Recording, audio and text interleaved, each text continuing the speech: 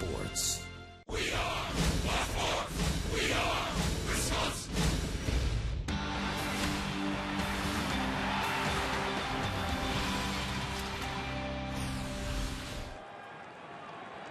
Two balls, two strikes, two on, and a high drive and a right center, and that ball is down. Dugout scores. Here comes Gibble. The throw to the plate as right back in.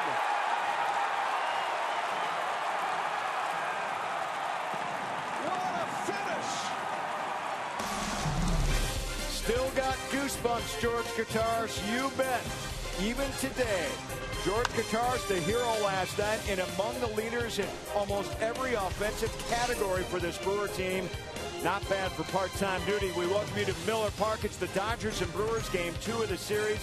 What a huge and exciting win for Milwaukee last night to get the homestand going and the series as well. And tell you what, this Dodger-Brewer series, they don't play a lot of games over the regular season, but so far this series, if you go back to last year, has been very exciting. The last 5 games, in fact, have been extremely exciting. Go back to last year, and one of them, a triple play turned by Milwaukee, the rare 4-6-3-2, and a win over the Dodgers using that defense. And then the walk-off a year ago, Mark Kotsay. Anyone and everyone has chipped in this series. Huge performances off the bench a year ago. Another huge performance off the bench last night. Guitars as a pinch hitter. He was the engine. Matt Gamble, the wheels. It was a powerful finish to start the series and the homestand for the crew.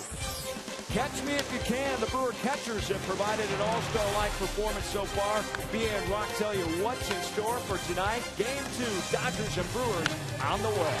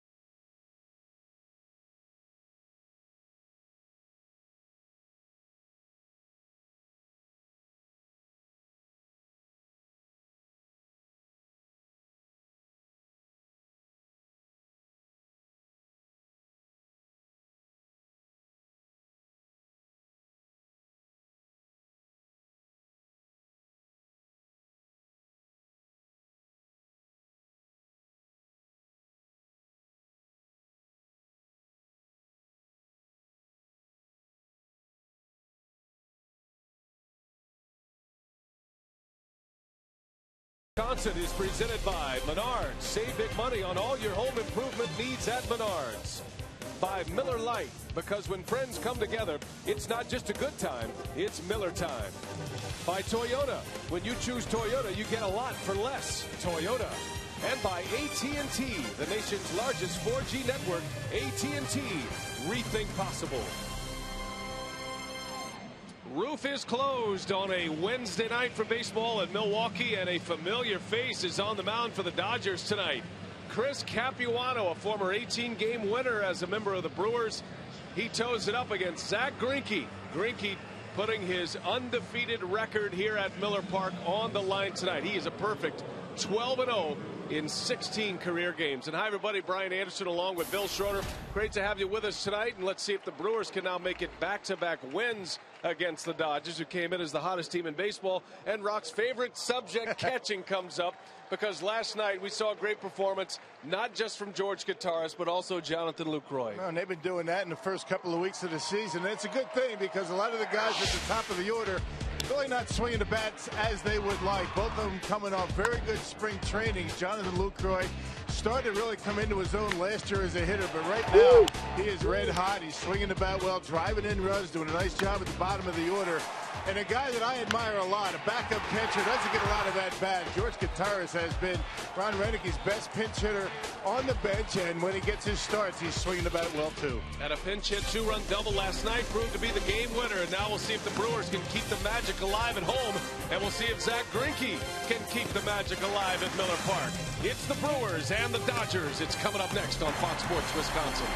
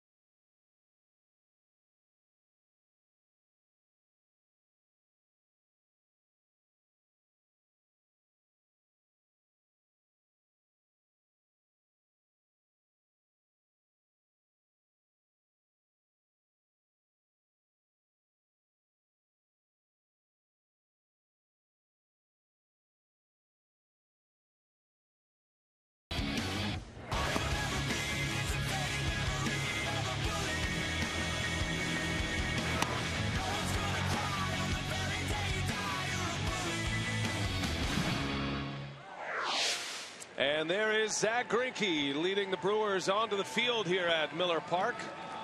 Game 2 of this 9-game homestand, and what a start the Brewers are off to after a game winner last night, a walk-off win. Zach Greinke, we talked about his home numbers in the open. In 16 games at Miller Park throughout his career, he is a perfect 12-0. And normally home road splits, you take them with a grain of salt, but that is not the case with Zach Greinke. He is a much different pitcher here at Miller Park, and the Brewers are hoping he stays hot against the Los Angeles Dodgers, who come in here winning 9 of their first 11. Don Mattingly, his second season as the Dodgers skipper, and his Piggly Wiggly batting order today. D. Gordon, Mark Ellis, Matt Kemp at the top. In the middle of the order, it's Andre Ethier, James Loney, and the former Brewer, Jerry Hairston Jr., another former Brewer. Tony Gwynn in the 7th spot. A.J. Ellis does the catching. And Chris Capuano is on the mound. And the numbers on Zach Greinke this year. Yep, third start. First start to win at home against the Cardinals, but got roughed up big time on the road against the Cubs. 3 2/3, 8 runs on the line for Zach. Looking to rebound. And he starts D. Gordon with strike one, and away we go from Miller Park. That Dodger batting order and lineup laced with former Milwaukee Brewers. A lot of familiar faces in there tonight. Again to Greinke. Greinke's lone home start against the Cardinals was back on the 7th of April. That was the second day of the regular season for Milwaukee. And he was spectacular. A 91 pitch performance that day, and he shut out the heavy hitting Cardinals, who at least through the first 2 weeks, Rock, turning out to be one of the premier offensive clubs in the National League. Yeah, no walks, 7 punch outs for Zach, and he started out pretty well at Wrigley Field. First 2 innings he looked like he was going to have a good day, but third inning things kind of fell apart for him, and he was only able to get through 3 2/3 on the road against the Cubs. There's the numbers on D. Gordon. And a swing and a miss. Down he goes on strikes. Lucroy secures it at first. And a good start for Zach Greinke with a strikeout. Well, the put away pitch for Greinke, that slider, there it is, and Lucroy able to keep it in front of him, and a good start to the day for Zach Greinke. Check the Menards Brewers defense with Braun Gomez and Hardy in the outfield. Ramirez, Gonzalez, Weeks, and Gamble go around the horn with Jonathan Lucroy doing the catching here tonight. And we welcome back Alex Gonzalez. Congratulations to he and his wife, Johanna, on the birth of their 3rd child. And everything is good with mama and baby, and Alex is excited to be back in uniform. Tried to get back yesterday, but some complications kept his wife in the hospital 1 more day, so he was eager to tend to her and the new baby, and now he's back, and he says everything's good back home. Brewers have missed him. He missed 3 games total, although Cesar Izturis filled in very well for Gonzalez yesterday. And he was swinging the bat pretty well before he left the team, doing a decent job in Atlanta, and a shortstop that can be very consistent out there defensively, and he's got some home run pop, so it's good to have him back in the lineup. 1 and 2 on Mark Ellis. Umpiring crew tonight, Mike DeMuro calling the balls and strikes. James Hoy, Jim Joyce, and Jim Reynolds on the bases. There's the crew chief, Jim Joyce. We talked a lot about the slide at home plate by Gamble. It was Mark Ellis who made the throw from deep second base. He took the cutoff from the right fielder, Andre Ethier. Man, that was a good throw. I mean, it kind of lost a little bit of its steam as it got to home plate, but all the way in the air, right on the money, and made it pretty close. Talking to Ed Cedar about that play, he said there's no doubt I was going to send Gamble, but as I saw that ball getting to home plate, he was getting a little nervous. A little bit of sweat started to roll down his brow, but things worked out with a great slide by Gamble, who really ran the bases well last night. Now 3-2 is fouled back. Hope you had a chance to join us on Brewers Live today. Rock had a great breakdown of the 2 big plays in last night's game. The suicide squeeze bunt by Aoki. That was in the 7th inning, and then the game-winning double, Gamble scoring from first base, and it was a tremendous slide to get in there. Thrilling game. I think on both ends. Talked to both managers today. They acknowledged that it was a very well-played game. That one's driven to right. Corey Hardy is back, can't get it, falls down, and Ellis is going to be able to run for a while on his way to third, and that's a 1-out triple just out of the reach of Corey Hart in right field. Yeah, you don't play Ellis all that deep. He's not a big guy, but he put a charge into that one. Very surprising that he can hit the ball that far to the opposite field. Check it out. A couple of pitches before that, Greinke thought he had him struck out on the inside corner. A fastball down, and Corey Hart not able to come up with that line drive to right. Boy, Ellis hit that one well. Credit Gomez for hustling over to back up, and He's able to keep Ellis to third base only. I mean, Ellis had a chance to score if Gomez is not hustling his way over there. Now Matt Kemp, a run producing machine at the plate with a runner at third base. Well, Greinke is a strikeout pitcher, and Matt Kemp will strike out some, but he can also do big damage with a bat. You see the numbers he's posted this season. Leads the league in batting average coming in. And he bounces out into left field, a base hit. And the Dodgers are on the board first here tonight. That gives you an idea how tough Matt Kemp is. I mean, that was a pretty good breaking ball. I mean, he picked that one right off home plate. Able to roll it into left field for the RBI, so the Dodgers strike first. Some kind of hitter, Matt Kemp. I mean, just not a power hitter, but look at this. Look at this approach by Kemp. That's a pretty good pitch, a curveball. Started him with a slider. He goes down and gets it, and is able to plate the first run for Los Angeles. Now, even if Gonzalez comes up with that ground ball, no chance he's throwing out Matt Kemp. And Ellis scores the run, so the Dodgers are on the board first. Kemp joins Andre Ethier at the top of the National League RBI leaderboard with 17. That has been some kind of dynamic duo for the Dodgers this year. Matt Kemp and Andre Ethier. Yeah, together they're responsible for 34 of the 53 RBIs driven in by the Dodgers this year. I guess it's an understatement to say that, you know, try to have to avoid those guys late in the game, I guess, right? Now, Ethier, until Kataris's walk-off double, he was the man of the hour for the Dodgers last night. A two-run homer that put the Dodgers on top against Francisco Rodriguez. That came with 2 outs as well in the 8th inning.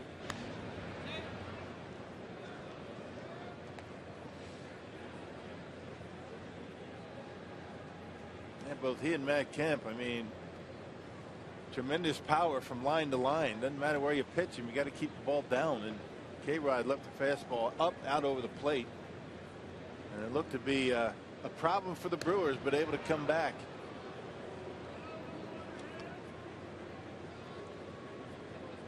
Well, Ethier's been on a great run driving in runs. He's driven in at least 1 run in 9 of his last 10 games. 2 for 4 yesterday with a 2-run homer. Also had a double.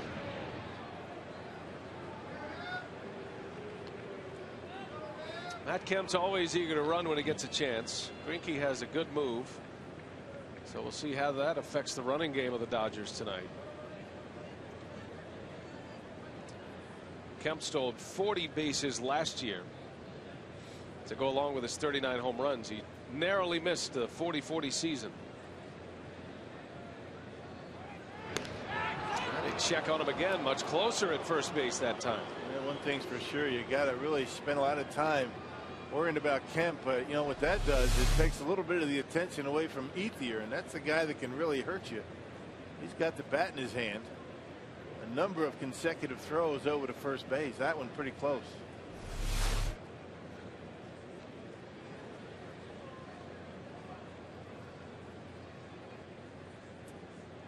Long look from Greinke, and Ethier calls timeout.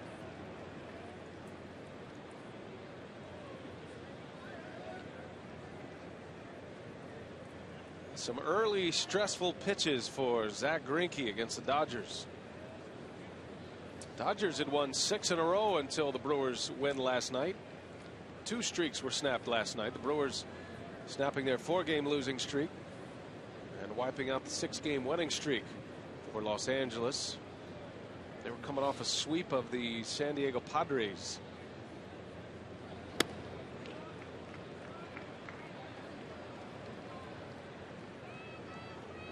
You know, Don Mattingly's quick to point out that this team showed a little life at the end of last season.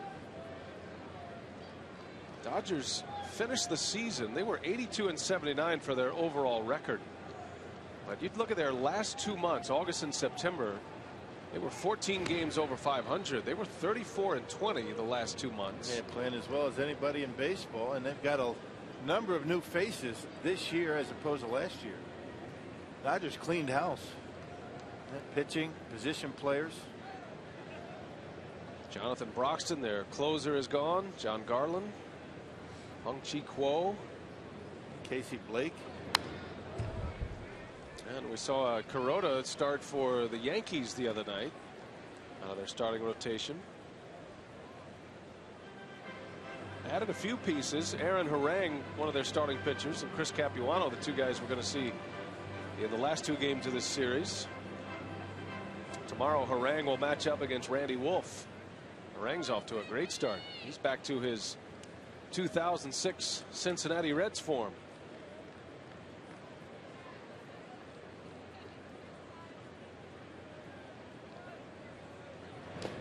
And a swing and a miss. Down goes Ethier as Greinke strikes him out for the second out of the inning, both on K's. Yeah, both on sliders. Yeah, well located. Look at Jonathan keeping the glove down, covering up the 5-hole, and able to keep it in front of him. Kemp has to say it first.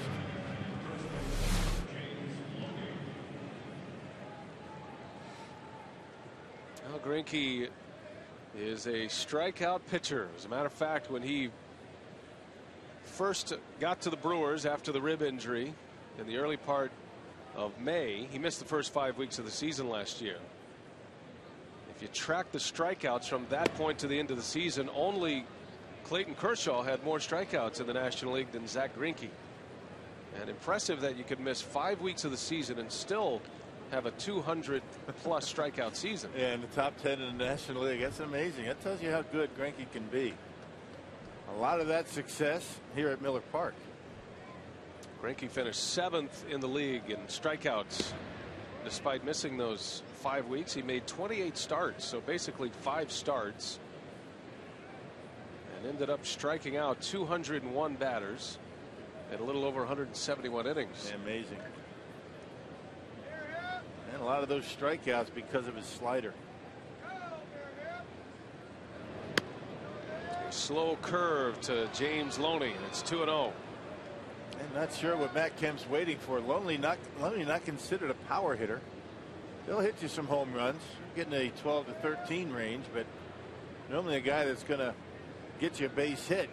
And Matt Kemp really doesn't seem too interested in stealing a base. We'll see here. Stays put. Loney pops it up. Braun is in. Gonzalez is out. Braun makes the call and the catch, and that's the inning. But the Dodgers are on the board. Kemp drives in a run. Greinke picks up a couple of Ks.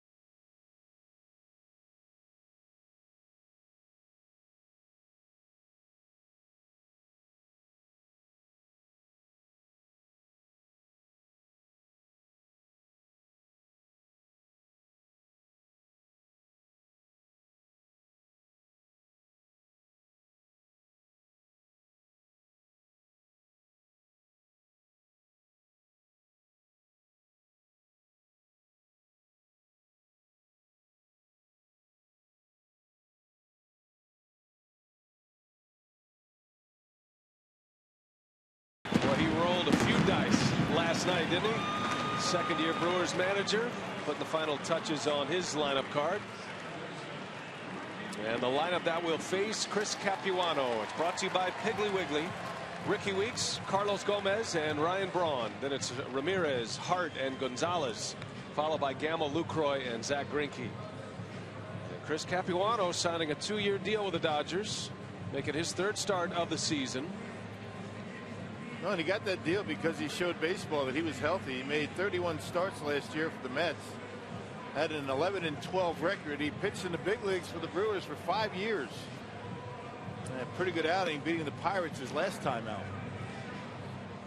Let's check the defense behind Capuano tonight. The Dodgers have Tony Gwynn Jr. in left with Matt Kemp and Andre Ethier out there. Jerry Hairston Jr. at third. Gordon and Ellis at the Keystone with Loney at first, and then A.J. Ellis doing the catching for Capuano tonight. And Ricky Weeks set to lead off. A couple of doubles last night for Ricky Weeks. And we'll see if that gets his bat going. Weeks was actually robbed of a third hit by Matt Kemp. He made a terrific catch in center field, just shy of the wall last night.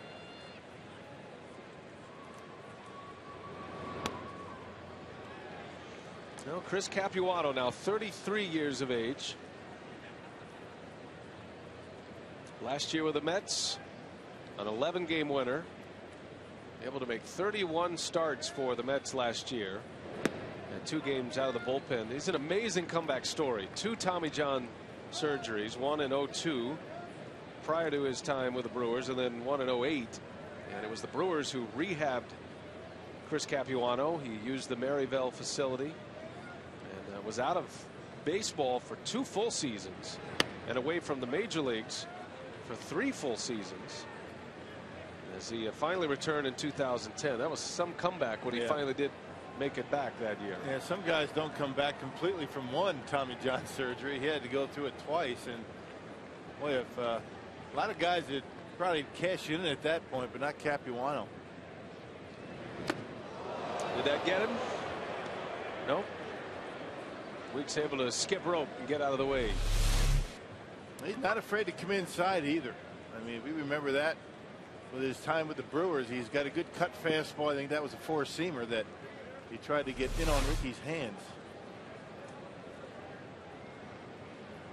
2-2 to Weeks, and that one's in the air to left center, playable for Kemp. And there's out number 1. The Farmers Insurance report card on Chris Capuano. Rock, he was an 18-game winner as a Brewer back in 05. Yep, I mean, you can see his record, 44 and 48, a 434 earned run average, you mentioned, and his best pitch is that changeup, and it acts a lot like a slider. He cuts it a little bit away from a left-handed hitter, control pitcher, very good athlete, fields his position well, and can swing the bat. It took 18 years before the Brewers saw an 18-game winner, Teddy Higuera. Higuera won 20, and Mike Caldwell has the all-time franchise record. That's how special of a season 05 was for Chris Capuano. Facing Carlos Gomez. Back in the starting lineup tonight with a left-hander on the mound.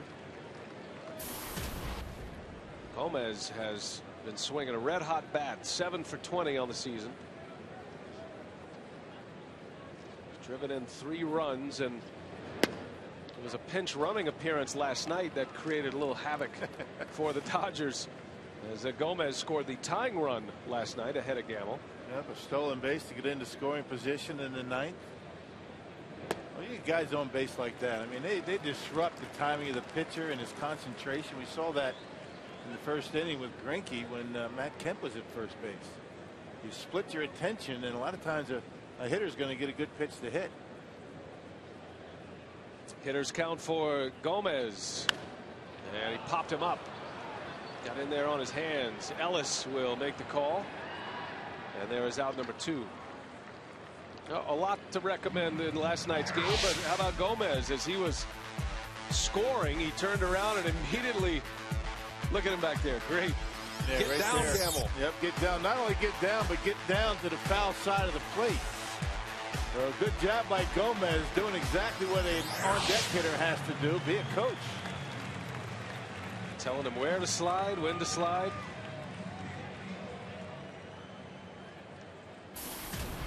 Now Ryan Braun with 2 away.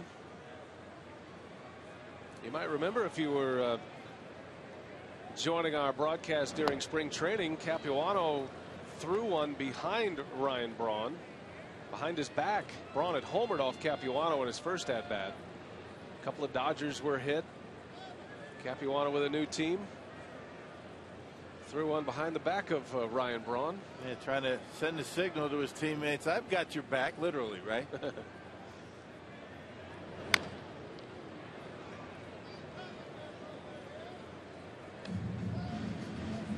Now Braun hit one of the longer home runs that we saw this spring off Capuano. That was kind of the beginning of Braun coming out of that early spring training funk that he was in, trying to get his timing back after a tumultuous off season. But he finished strong, and he's come into the season swinging a good bat as well. As Capuano goes up the ladder to strike him out. So 3 up and 3 down. How about Yovani Gallardo yesterday? He was a big part of the story. We'll talk to him from the dugout when we continue.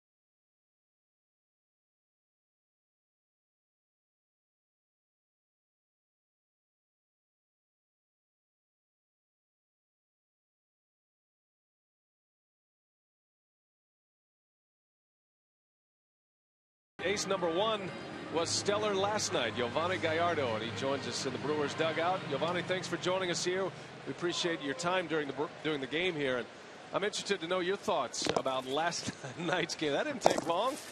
It's usually you, Yovani, throwing the seeds. He's going to need a minute. What goes around comes around, right? Yep. That normally is Yovani's thing. Yeah, he's the seed thrower, and you're the receiver today. But now that you're composed, tell us about your thoughts about last night's game from a baseball fan's perspective. I think it was an exciting game. I think it was all 9 innings. Obviously, it's a great team on the other side, and we had to fight through all 9. Hey, Yovani, it seems as though after your first start, things have really started to come together with you. You talk to Rick Kranitz, he talks about rhythm and tempo. Tell us what you're talking about when you say that. For me, I think the most important part is just staying over the rubber a little bit longer. Finishing out my pitches out in front instead of, kind of leaning out to the first base side and pulling off with certain pitches. And, it just allows me to command my off speed and my fastball a lot better. Another great come from behind win. You guys seem to have magic here at Miller Park. Can you pinpoint any one thing that gives you the confidence to do that as much as you've done it over the last couple of years?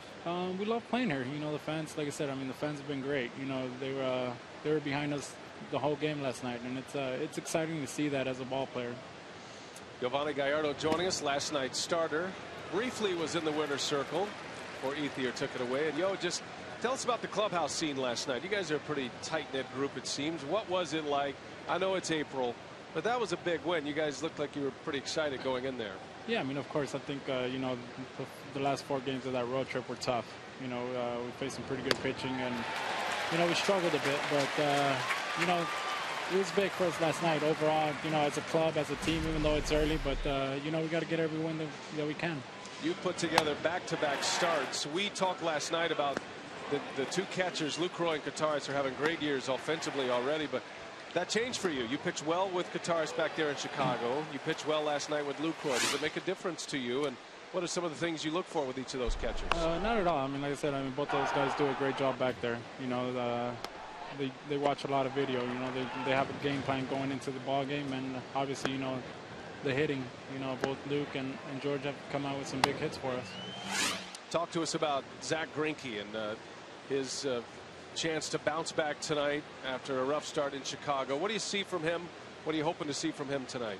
You know, I mean, just commanding the ball. You know, keeping the ball down in the zone. Obviously, you know, his last start, the ball was up in the zone a little bit, and got some weak hits. But it's good so far. So, you know, just hopefully he'll keep it up and get us another win. Yeah, is there any more seeds in the dugout? You got to go get some more. No, I think they got to go to the store and pick some more up. I don't know what happened to them. So. All right, yo, thanks for joining us. We appreciate your time tonight. No problem. Thank you. It's a pleasure to have him during the game, and a successful start for Gallardo last night. And the Brewers are very excited about where the season is headed. I know the pitching has not gone as planned just yet. The Brewers still, you know, at the bottom of the National League ERA race, but you look at a guy like Gallardo, Greinke. I mean, those are two guys that could be at the top of the rotation for a lot of teams. Yeah, Yo seems to have turned things around pretty well. Sean Markham's first start have been very good.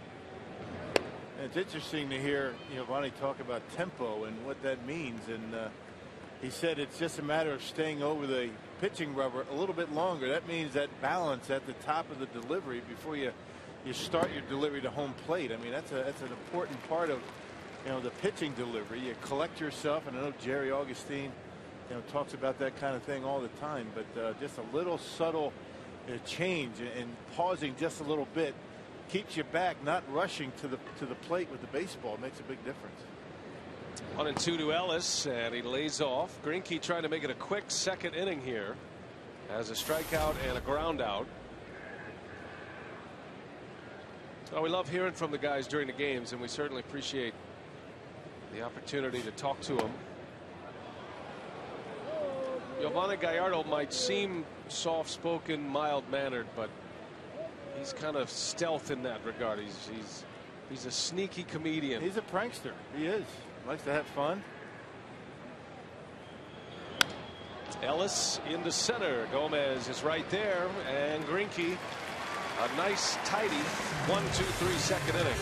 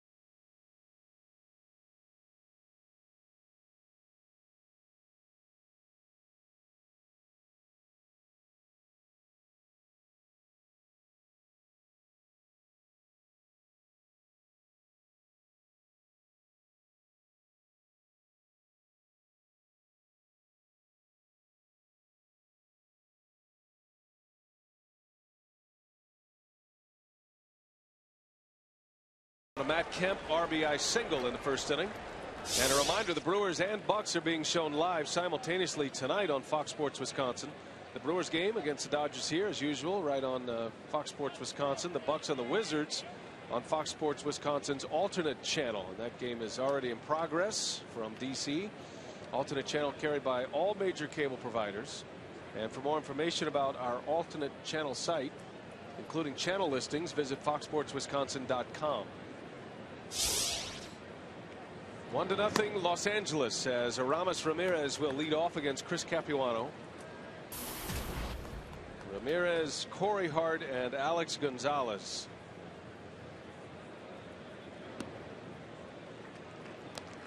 And Ramirez hoping tonight is the night he breaks free from a season-long slump that has taken him into mid-April. Ramirez is 4 for 39 at the plate to start the season. And that's a good start. Raises some chalk as it goes down the line. Ramirez going to test the arm of Gwynn. And the throw is in time for the out. Ramirez wiped out at second base by Tony Gwynn Jr. Now, and Ramirez was hustling right out of the box as soon as he hit the baseball that was just barely fair down the left field line. And Ramirez trying to stretch it into two, and a pretty good throw by Tony Gwynn Jr. to get him at second base. Just out of the reach of Jerry Hairston Jr. Hits the chalk line, and a good play by Tony Gwynn Jr. to get him at second base. Perfect throw. Gwynn's very accurate with his throws. And he put one right on the spot. You brought up Ed Cedar. And we were talking to Ed before the game about last night, but also about the Dodgers in general. He says their outfielders all throw the ball well, accurate arms, their infielders, the cutoff positions, strong arms. And Ed says this is probably one of the toughest teams to take extra bases and score runs like they did last night against. Yep, fundamentally sound. They hit the cutoff man, and they know which base to throw to. Corey Hart into right center. And Ethier can't make the play. Bounces off his glove and off the wall. And Corey Hart is in with a double. Looked like Ethier had it sized up. Unable to bring it home. That's how you see how deep Ethier was playing Corey Hart. I mean, that outfield was as deep as you can play. Ethier didn't have that far to go back. I'm surprised he didn't catch it. I think he might have even overran it. Corey Hart put a charge into this one to the opposite field. And he did overrun it. He had to reach back, and it was off his glove. That'll be a double. And Corey Hart safe at second. Safe and secure. New York Life. Double number 4 for Corey Hart. And there's the tying run in scoring position for Alex Gonzalez.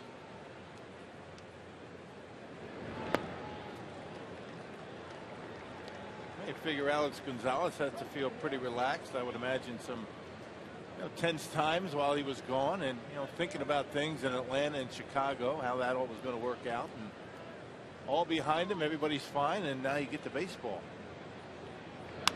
And Gonzalez into the left. Gwynn got a late break and has to hustle to make the catch. Out number 2.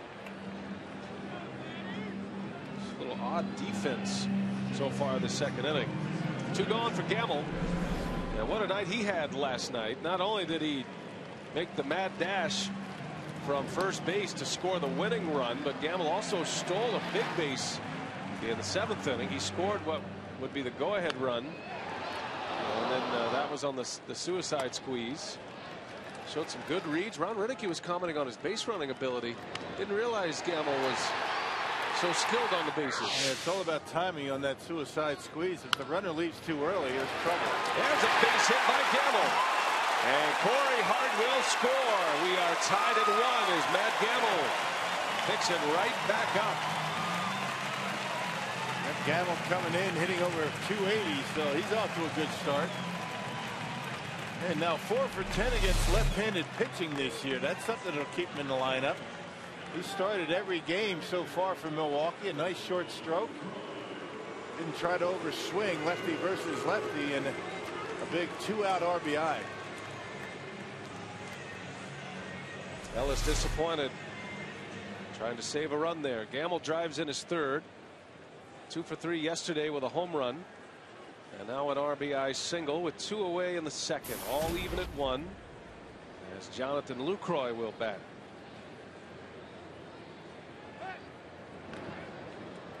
Chris Capuano, a tough guy to get a jump on. He's got a good move. Gamble with 3 stolen bases. I think he's going to have a tough time reading Capuano's move. Tough to get a jump on him.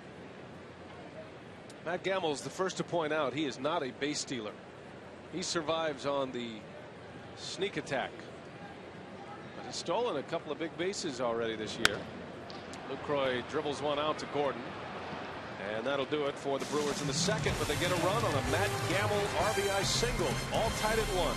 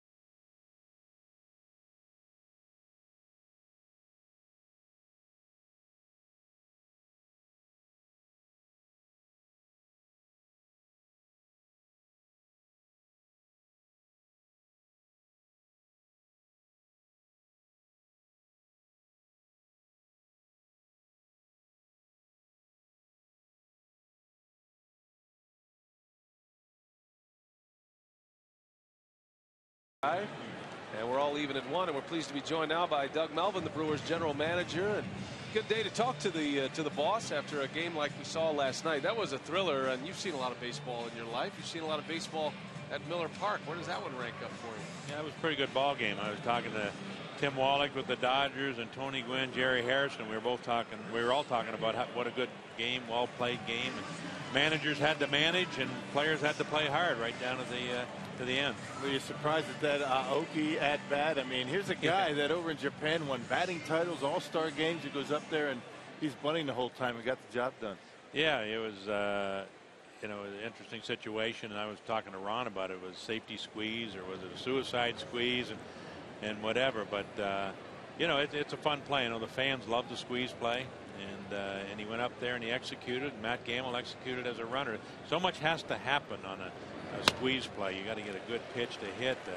The hitter's got to get the sign. The runner's got to get the sign. And one of the toughest plays to execute. But when it's executed, it's a nice looking play. Did you know Matt Gamble was such a good base runner? I mean, a stolen base last night, the squeeze and the slide. I mean, things look pretty good for Matty right now. Yeah, Matty's playing real well. He's really matured. He came to camp on a mission.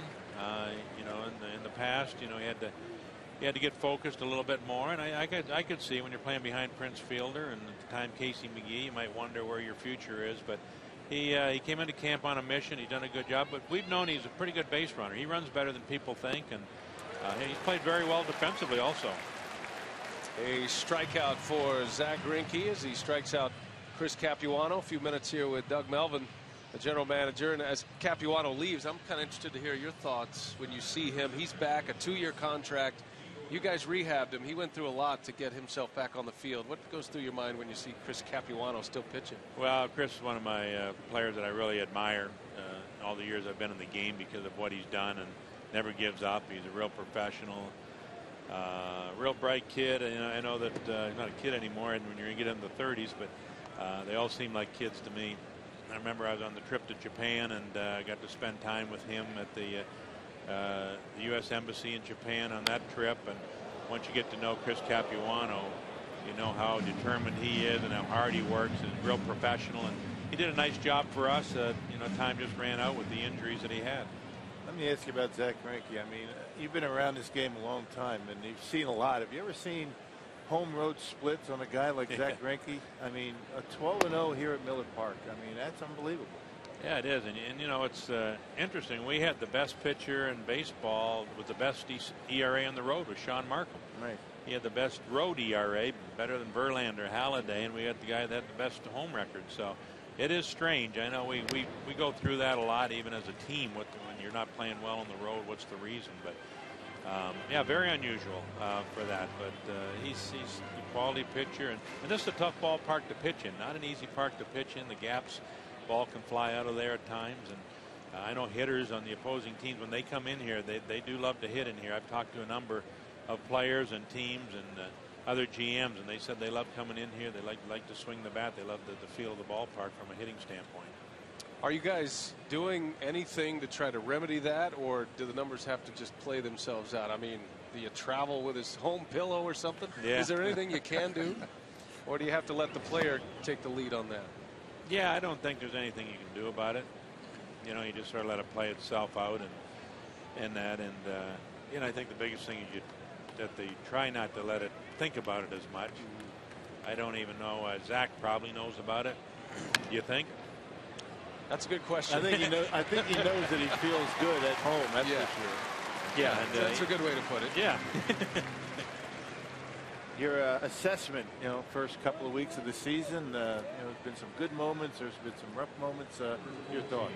Yeah, I always like to look at a 10-game period, 10-game stretch. I talked to Mark Attanasio about that. So you never want to go 0-10, 1-9, 2-8. You know, that column in the standings, the last 10 games. You like to have some 8-2s and 7-3s and 9-1. So we were 4-6 our first 10 games. And, you know, we have to get it turned around. We only have 3 home games. Good to be back home here and playing. But I think the National League is a lot more balanced. I don't think there's any team that you can go out there on any given night and say, oh, we should win this game or we should win this series.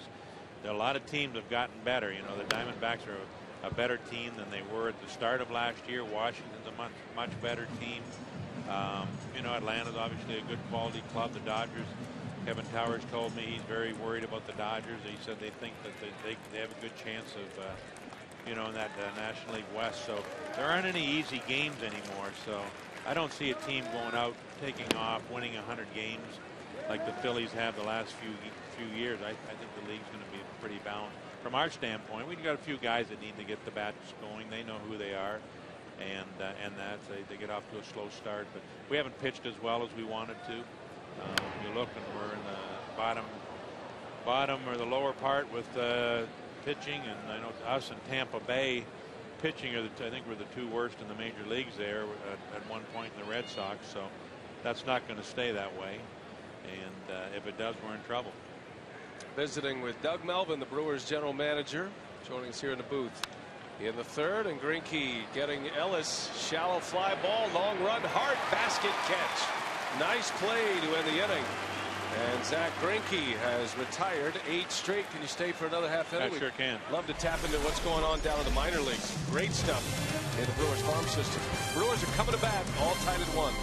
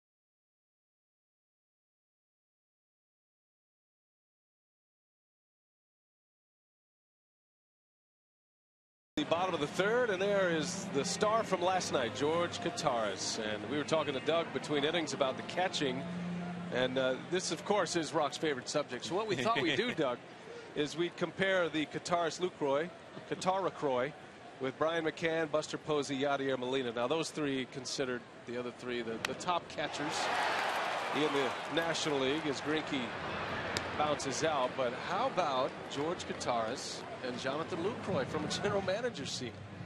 Yeah, very productive. You know, Jonathan in the development stage getting better. And, you know, George is a lot more comfortable. I know when we sent him out last year and he went through waivers, he was very upset about it. Went to the minor leagues, struggled a little bit, and then said, yeah, you got to get back to the big leagues. I better start playing. And he did. He went down there and he did well and came back. And you know, he's always been able to hit in the minor leagues and that.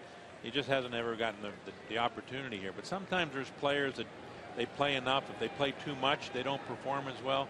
I like the role that he's playing right now with us. He's got a pitcher that he feels comfortable with in Randy Wolf. The big part of his game now that we're using is he has a pinch hitter. He's a weapon off the bench. And, you know, a lot of times managers don't want to do it because they don't have the third catcher. But Ron's going to use him. You know, forget about the third catcher. We'll come up in the booth and get him. We got one. Yeah. Ron kind of rolls the dice a little bit. Some of the things he does, and with the big shifting and the suicide squeezes and using his catcher as a pinch hitter. But have you ever been associated with a team that used the backup catcher that much as a pinch hitter? Not really. No, not really. There's sometimes a team will keep a third guy, but I think he'll get used quite a bit here. I really do. I think, you know, Cesar Sturris is, you got to keep Cesar because he's our only extra infielder, so you can't go and pinch hit Cesar, and his strength is in the field anyways. So that there is a role for him on this team, George, as a pinch hitter, but he's improved a lot catching. I guess our pitchers don't have any problem with throwing to him and that, but it's nice to have catch. You know how hard it is to find catching. I see one of the best catchers in the going to be a Hall of Famer. Ivan Rodriguez going to retire, and for the 6 years I was in Texas, 7 years I was in Texas, it was nice. You never had to worry about a catcher in the off season, and I hope we're getting to that point too. Yeah, it looks like you are. I mean, Jonathan Lucroy, I was just getting ready to say both your catchers, but Jonathan in particular really has improved defensively, throwing, blocking pitches. His development since the beginning of the year last year has been pretty good. Yeah, he made a good play last night where he stepped up, was very aggressive. I didn't see that coming where he was going to throw to third and got the runner. I think Jerry Nairn's been a big help to him. Jerry was a catcher. He loves to tutor catchers, and I think Jerry's been a big help. And Jonathan's a guy that's always wanting to learn, wanting to get better. He signed a contract to be here. It's not going to change his attitude or his work ethic. He wants to get better, and I think he's got a chance to be one of the better catchers. Let's shift gears here a moment, Doug. Visiting with Doug Melvin, the Brewers general manager, and as you keep your eyes on what's going on in the big leagues, you're also paying close attention to what's going on in the minor leagues, and we're seeing these incredible pitching numbers from the Brevard County team, and then throughout the minor league system, some guys we saw this spring as Ricky Weeks rips one down the line, fair ball. Weeks on his way to second, and he's in there with a double. A one-out double for the Brewer leadoff hitter. That's his third double in the last 2 games. Yeah, a little bit of a breaking pitch. Maybe it was that changeup that Capuano throws. It left it up in the strike zone, and I'll tell you, Ricky did a nice job keeping that ball fair. That ball coming in, maybe to pop the hips open and rip it down the left field line, and has to hustle into second base. This slide scares the general manager. So Weeks into second, and the Brewers with a base runner in scoring position with one away for Carlos Gomez. But Doug, getting back to the minor league situation, we got a chance to see Tyler Thornburg, Taylor Youngman, Jed Bradley. I mean, high draft picks, guys who I know you're very high on, but they're producing now quickly in their starts to their season. Yeah, very encouraged by our pitching. Willie Peralta has got off to a good start too, but Jed Bradley hasn't given up a run in the Florida State League yet, and you know, his line's been pretty consistent. 1 walk, 7 strikeouts in 6 innings, and Tyler Thornburg took a perfect game into the 8th inning. I was at home the other night, and Craig Counsell texted me and said Thornburg's got a perfect game, and he was watching on the computer, and that. So you know, you get excited when that kind of thing happens. So our pitching's been very good, and very encouraging, and you know they're the kind of guys that could come quick, but you got to be careful and not to get too excited and make sure they go the right path of development. Taylor Youngman has thrown well also. So it's nice to know that young pitching's coming along, and you know you're talking about the Florida State League and AA and AAA. So yeah, in a relatively boring spring training, which is good, not a lot of injuries. I mean, that was really what we took away from spring. The young players that you guys have in the minor leagues, position players and pitchers. I mean, you got some talent down there that you can use, you bring up, or maybe use to trade some players. But it's a rich organization now. Yeah, Caleb Gindel, 22 years of age, in the AAA, had a nice year last year. Logan Schaefer, great, outstanding defensive center fielder. Off to a little slow start with the bat, but he'll come around. Martin Maldonado's done a very good job hitting 280 as a catcher. Can throw people out, has the best arm strength in the organization.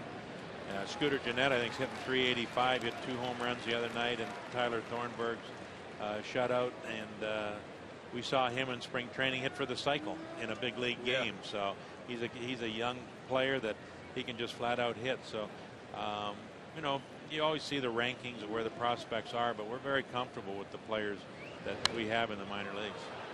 I was looking at the Brevard County numbers. Those of you not tapped into the Brewers minor league system, but this team in the Florida State League, it's not just Youngman and Bradley, it's their entire staff. They've gone a run of 22 consecutive innings without giving up a run. So that's Jimmy Nelson's another. I forgot about Jimmy Nelson, who pitched at Appleton last year, and he's off to a great start with I think he's had 2 or 3 7-inning outings, and I believe they've had 4 shutouts or 5 in their early part of the season. Gomez pops this one into foul territory. And there's Hairston, and that'll be out number 2. Oh, Ryan Braun is coming up. All tied at 1. Braun with Weeks at second. What have you seen from Ryan Braun this year? He has been greeted, I think, like we all thought he would on the road. Maybe more so in Atlanta than Chicago, but he's swinging the bat pretty well at this time of the year after a slow spring. Well, Ryan's all about consistency. You know, very seldom do you feel that he's going in a little bit of a tailspin. He finds his way to make the adjustments and come out of it, and you know, he just takes a lot of pride in his game and how he plays the game, both on the bases, defensively, and at the bat. And the center fielder for the Dodgers and Ryan Braun, it's a real treat for a fan to come out here and watch these 2 players play against each other, because very talented players and very good for our game, both of them. I love the way they play, their personalities. Watching Matt Kemp and Ryan with the fans, and that's what our game needs, and very fortunate to have 2 players as talented as they are, but as professional and fan friendly as they are also. And 2 of the best in the National League here at Miller Park tonight. I will see if Braun can cash in here. The Brewers and the Dodgers all tied. Braun a chance to give Milwaukee the lead. Ricky Weeks with a 1-out double. He shot one down the left field line on a 2-strike pitch.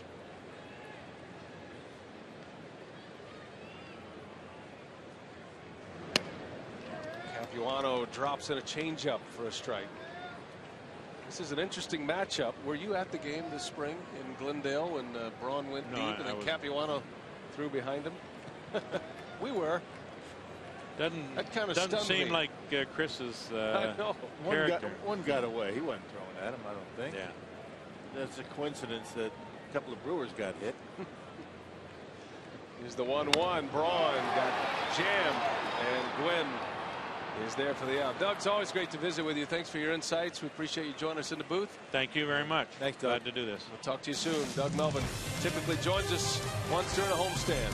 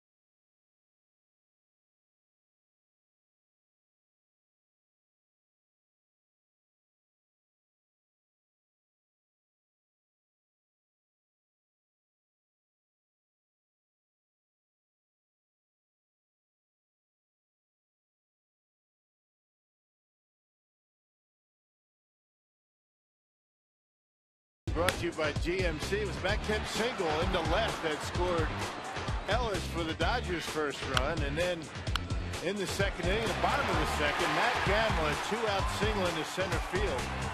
Matt Gamble now 4 for 10 against left-handed pitching. Doing a nice job so far this year. And Zach Greinke has been throwing the baseball pretty well. 4 strikeouts through 3 innings. Greinke gave back-to-back hits in the first inning, an RBI to Matt Kemp, and has shut the Dodgers down since. He's retired them in order. 8 in a row since that Kemp RBI single. Matt Kemp now has a 7-game hitting streak and is hitting .477 for the season now. Top spot in the National League. Yeah, that's after a 1 for 4 last night. Kemp is the reigning National League Player of the Week, and he's won the Player of the Week the first 2 weeks of the season, and then he won it the final week of last season. So 3 in a row for Kemp.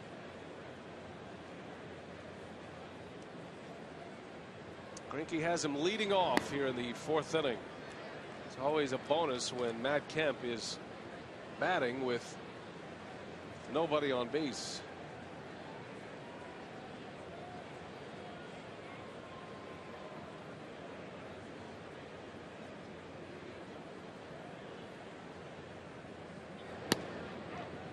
So you know how you can put parameters on statistics and make them shine, but I like what the Dodgers did in their game notes today. Anytime you can compare your guys to Lou Gehrig in any way, that's and the Babe, you take that chance. Yeah. But, the combined RBIs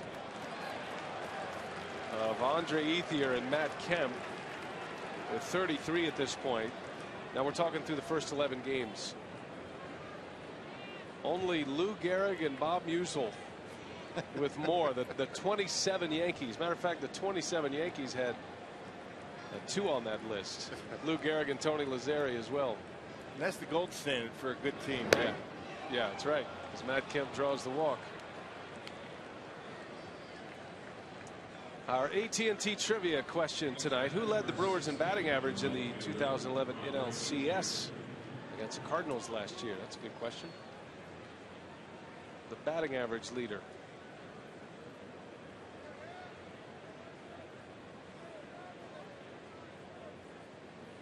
Here's Andre Ethier, the other half of that RBI tandem.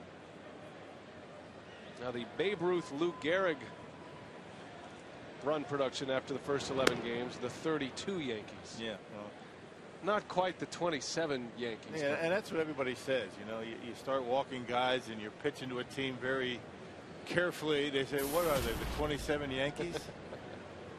Yeah, that was some kind of a team, right?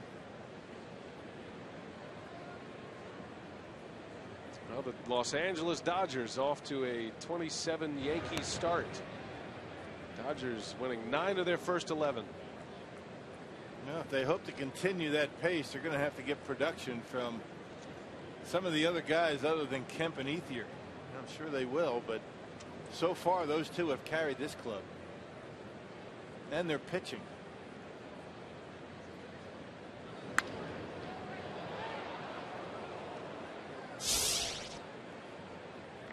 Well, if you want to go this season, I mean, it's not the 27 Yankees, but the top RBI duos this year, Freese and Carpenter. That's Matt Carpenter.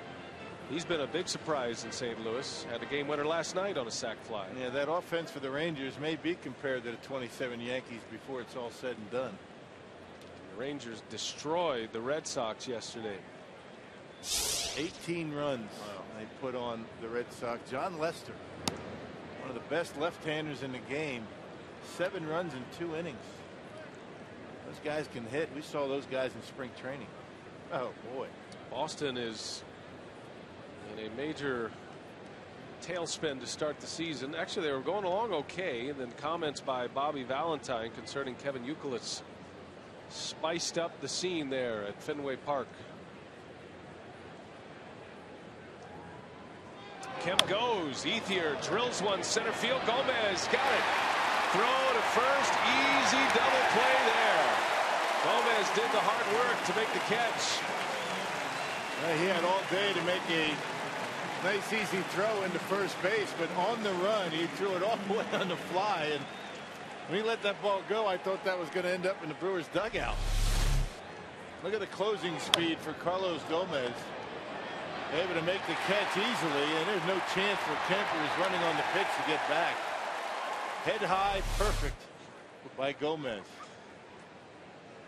He doesn't know how to take it easy. No, at full speed. Has he ever? Fifth gear always. Kemp was running on the pitch. Turns into 2 outs with 1 swing at the bat. And now James Loney takes a strike from Greinke.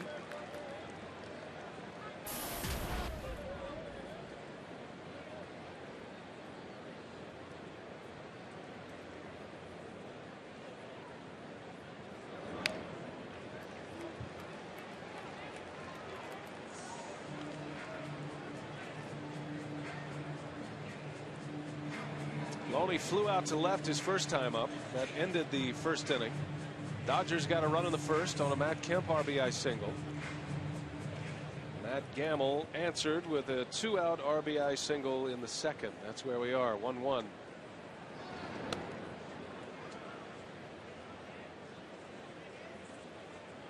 It's a big year for James Loney. Dodgers hoping that he can live up to high expectations. There's a strike call. Greinke rings the bell. And that is strikeout number 5 for Zach Greinke. A scoreless 4th.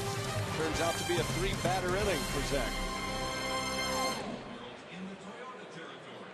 Toyota territory features spacious leather seats and flat screen TVs, giving you all the comforts of your own living room as you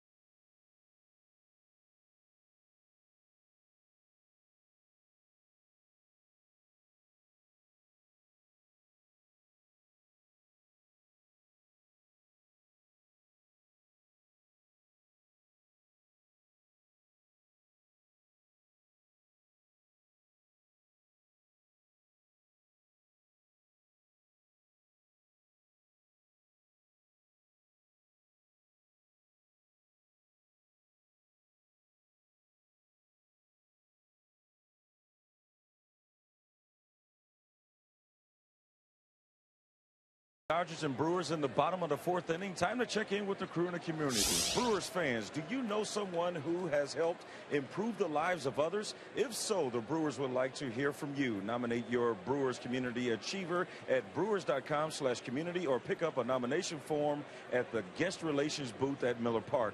Each month, one individual will receive 4 tickets, on-field acknowledgement, and the opportunity to throw out a ceremonial first pitch. Brian? All right, Telly, thanks. That leads us to the bottom of the 4th. Ramirez leading off for Milwaukee. Ramirez had a single in the second. He was thrown out trying to stretch it into a double.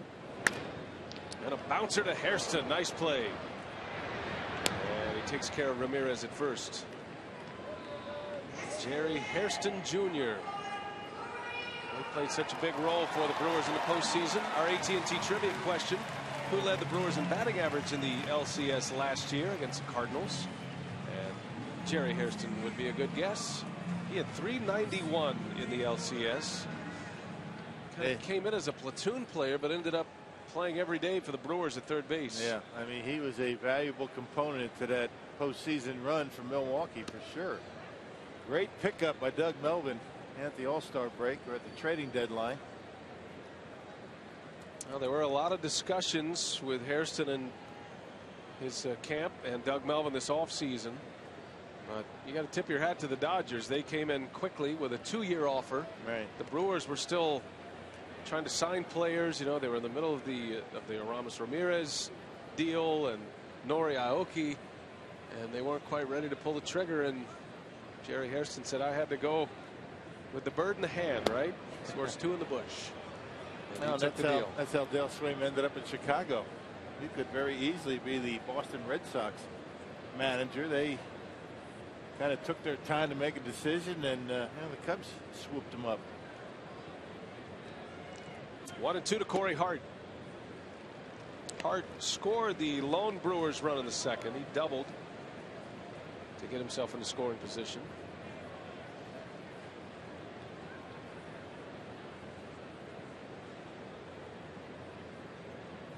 Two balls, 2 strikes on Hart, and that one just missed. Hey, Capuano throws that fastball at about 90 miles an hour, but he's not afraid to come inside, is he? You rely on command with change-ups and fastballs away. You have to straighten a hitter up from time to time. Coming in again. And he gets it this time. Corey Hart is rung up. Capuano strikes out Corey Hart for out number 2. Corey obviously looking for something away. Shoots the inside corner and catches the edge for strike 3.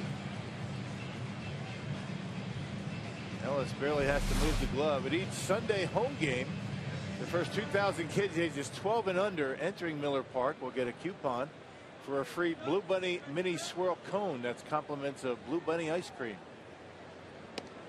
Alex Gonzalez with 2 away. Flew out to left field back in the 2nd inning.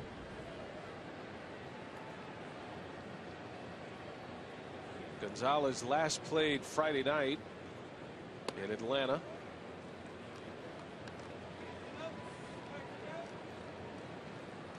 Seen too many changeups from Capuano. I think it's one of those things that he thinks that the Brewer hitters are up there looking change up. He's throwing a lot of fastballs in. There's that changeup right there. Throws something they're not looking for, and Capuano has been throwing a baseball pretty well so far tonight. Fastball in, then changeup. That one down in the zone. Capuano working quickly.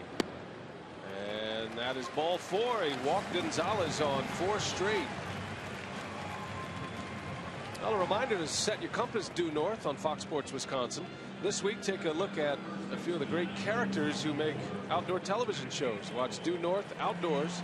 That's tomorrow, 9 p.m. only on Fox Sports Wisconsin. It'll be Matt Gamble with Gonzalez at first base after a 2-out walk. Gamble drove in the lone run for the Brewers. He did it with 2 outs in the 2nd.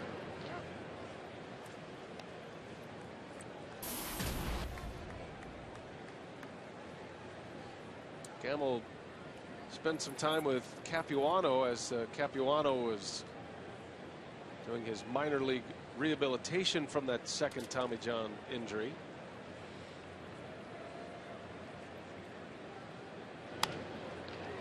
It's sawed off right to Ellis, and it's a scoreless 4th inning for Chris Capuano.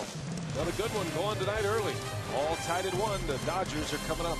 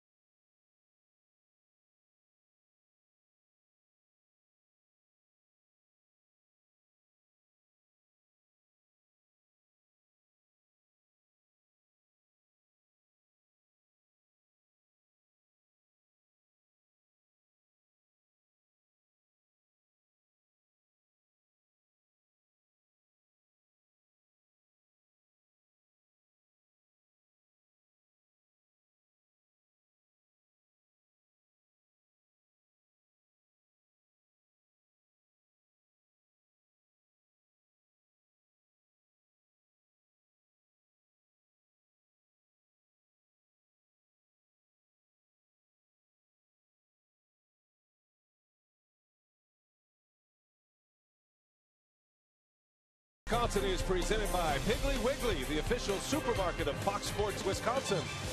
By Ho Chunk Gaming Wisconsin, your ticket to more. And by Marshfield Clinic. Don't just live, shine. And tonight's time of the game winner is Gophers Filling Station in Beloit. Even you know where that is. Oh, yeah. As they call the Brewers in the next 24 hours, they get 40 Miller Lite beer pen tickets to a Brewers home game this year. This offer, as usual, courtesy of the Tavern League of Wisconsin and Miller Lite. Baseball hotbed, Beloit. The Snappers. Yeah. I think of the Twins now. The Twins, Midwest League affiliate. But that's where a lot of the young Brewers came up. Right. Some of the stars like Ricky Weeks and Prince Fielder, Corey Hart through Beloit. Jerry Hairston Jr. sends one over the head of Ryan Braun off the wall. Hairston on his way to second. And he's in there with a lead-off double against Greinke. Yeah, 0-1 breaking pitch, and Hairston able to wait back and hit it hard off that left field fence. That good hitter. I mean, Jerry Hairston Jr. is always going to be the guy that makes pretty good contact. Curveball that stayed up in the zone from Zach, and a lead-off double. Back-to-back innings, the Dodgers have been able to put their leadoff hitter on. Oh, now Don Mattingly can play a little small ball here. He's at the part of his batting order that can do some things. Tony Gwynn Jr. is an excellent bunter.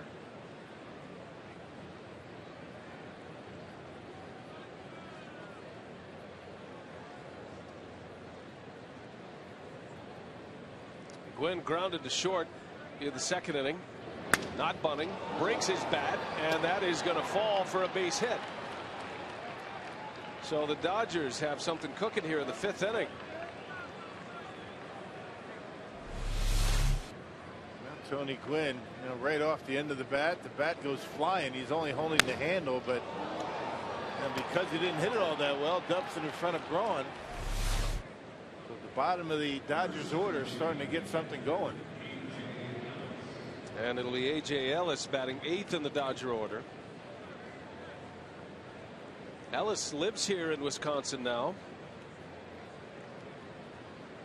Lives in Franklin, Wisconsin,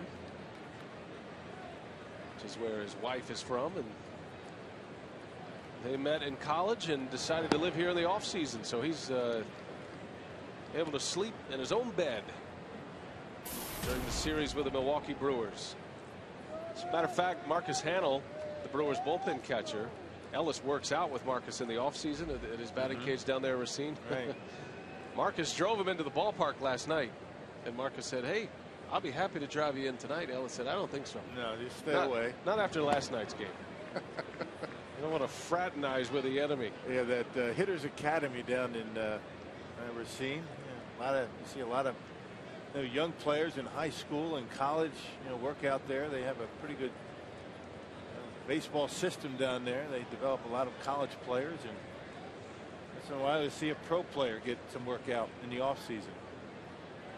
Ellis is a mainstay there. You can catch him on most days after the Christmas break as he's preparing for spring training. Meanwhile, Zach Greinke is in a world of trouble here. 2 on. He's in a 3-0 count to Ellis. Got the pitcher coming up next.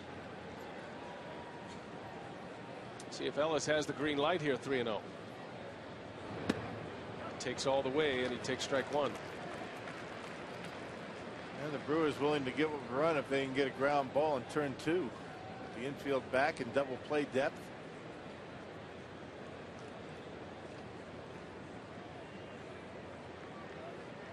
We've seen Ron Renicky use the squeeze bunt, or the safety squeeze variety, with first and third. See if Mattingly has something up his sleeve here. I don't think you're going to see that. You got Capuano coming up. Should Ellis not get the job done, you might see it with Capuano. 3-1 count. This is a hitter's count right here. The pitcher due up next.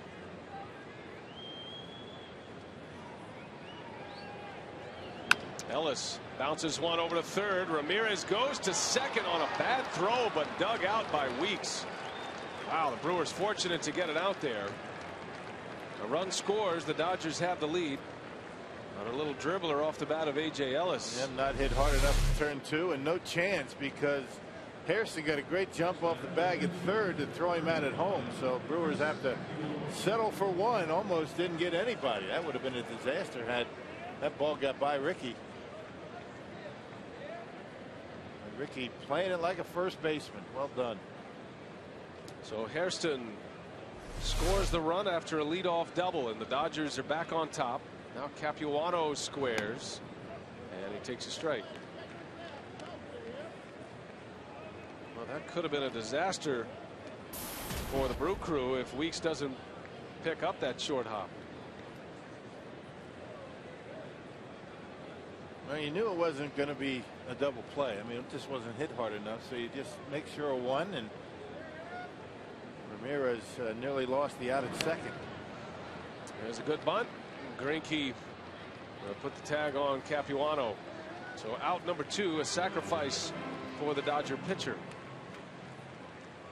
Well, this MLB on Fox season, Fox Sports is proud to support Boys and Girls Club of America, a place where youth can reach their full potential as productive, caring, responsible citizens. If you want to learn more, we invite you to visit greatfutures.org/Fox Sports. Greatfutures.org. We're wearing our Boys and Girls Club pins tonight. 2 outs in the 5th. And back to the top of the order in D. Gordon.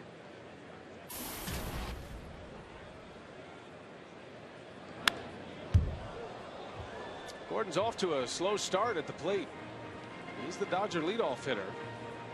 And his updated batting average is 196. I think more concerning to Don Mattingly the fact that his on base percentage is 260 from a guy who last year as a rookie hit 304. Yeah, and Matt Kemp and Andre Ethier still have 34 RBIs together. I mean, with the leadoff hitter really not getting on too much. I guess the bottom of the Dodgers order has been getting on.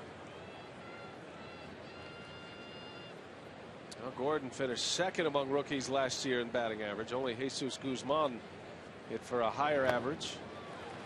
And he waves and misses. He's having a rough time with that slider from Greinke tonight. Greinke struck him out on that pitch in the first inning.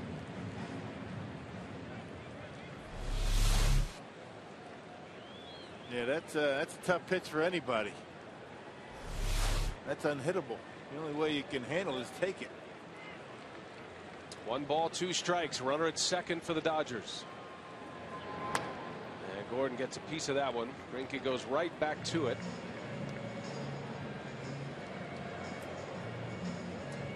D. Gordon, he has youth on his side. Son of Tom Gordon, former big league pitcher, Flash. They've got him 5'11", 160. What do you think of that? I don't know about the 160. I'll give him the 5'11". 160 is a stretch. Soaking wet.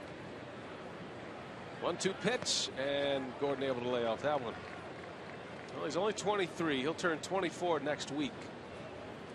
And after a breakout season as a rookie, he's established himself. At least he's going to get the chance to be the everyday shortstop for the Dodgers. That's been his job from day one this spring, according to his skipper. Lucroy takes a quick trip out to the mound. And a very important 2-2 pitch coming up here in the 5th inning.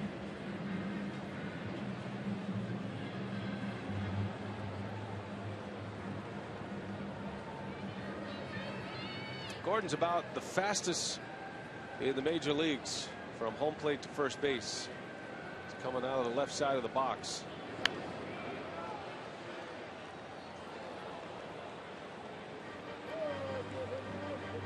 Ramirez made a nice play on him yesterday.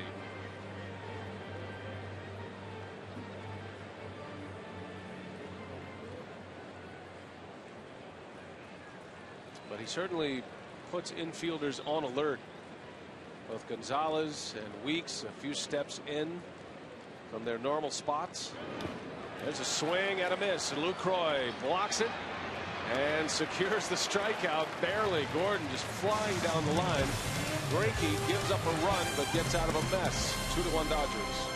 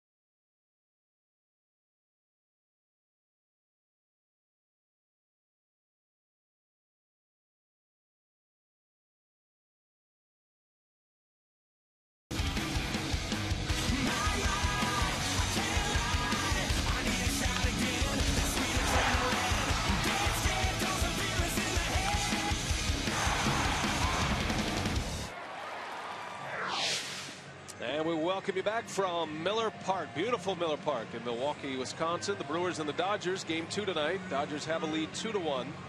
Brian Anderson with Bill Schroeder, Telly Hughes, Chris Withers, and Kevin Shank running the operation in the truck.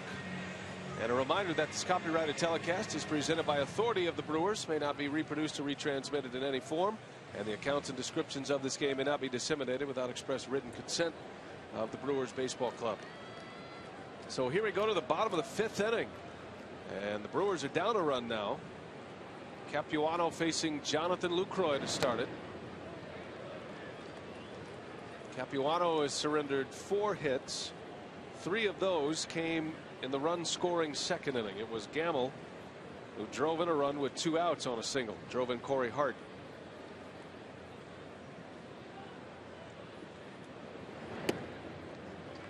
So far tonight, Rock, Capuano has commanded the inside part of the plate on the right-handed batters effectively. And when he's missed in off the plate. The Brewers have been moving their feet quite a bit tonight, keeping the baseball down. When Capuano used to get in trouble, you know, when he was pitching with the Brewers, he'd leave that cut fastball up in the zone, up and in, and that's when he used to get in trouble giving up home runs. Capuano had a 4-pitch walk last inning to Alex Gonzalez, a free swinger, and now he's gone 3-0 to Lucroy to start this inning. One of the biggest questions coming back from the 2nd Tommy John surgery for Capuano, who was a field pitcher, a command pitcher, was you know, how long would it take him, and if he did get back, would he have anything left? It took him 2 years, but he proved last year as a member of the Mets that was a successful surgery. Hey, look at his numbers. The year that Capuano 05 was 18-12. He gave up 31 home runs, 91 walks. He struck out 176. Lucroy, a hot one, foul. Just got out ahead of it. Now, Brewer fans, this season is your opportunity to get involved in our broadcast over a wide range of social media options. You can tweet your comments and questions to our Twitter handle at FS Wisconsin. We'll choose some of the best each night, put them on the air. You can also follow us along with the pulse of social media on our Game Connect page at foxsportswisconsin.com. Well, Capuano threads the needle again. Strikes out Jonathan Lucroy. That has been a comfortable spot for Capuano tonight. Yep, third strikeout, 2 of them looking, and both of the ones looking are on the inside corner. Yeah, Brewers leaning out over the plate, expecting something away, something off speed, and Capuano's been able to find that inside corner. Coming back from 3-0 to strike out Lucroy. Here's Zach Greinke now.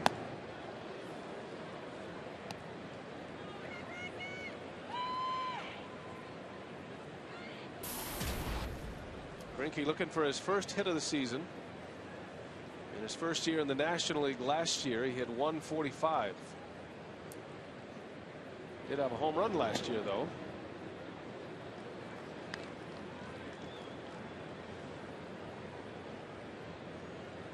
Homered off Jason Marquis of the Washington Nationals a year ago. Last May. 0 for 4 this year. And that's down the line. Extra bases. Greinke, as that one gets down in the corner, is into second with a double.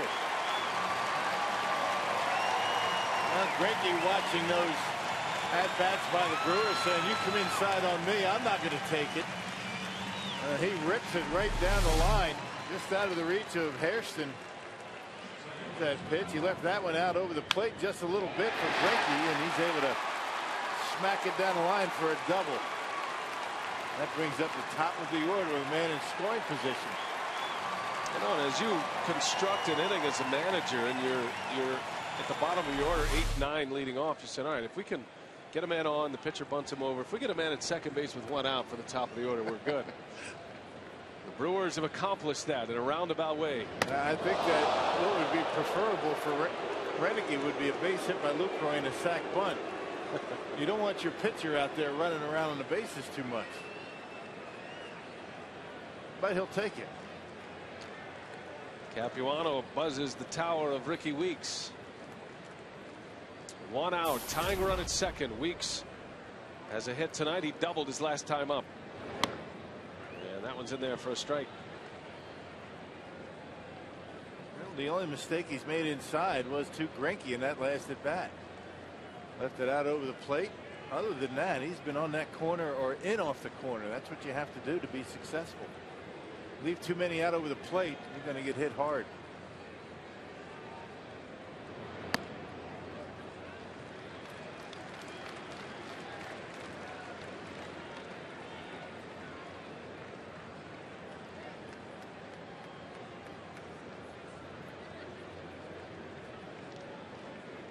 Greinke runs well. Greinke uses him every now and then as a pinch runner if he gets in a spot to use him. And now it's 3-1 on Weeks. This is where Capuano, when he's been right in his career, and he was right a lot in 05, was able to drop a little changeup in a hitter's count. He can pitch backwards with the best of them. Can use his off speed even down in a count. Let's see what he goes with here. 3-1. And he misses. He went to the changeup and missed low.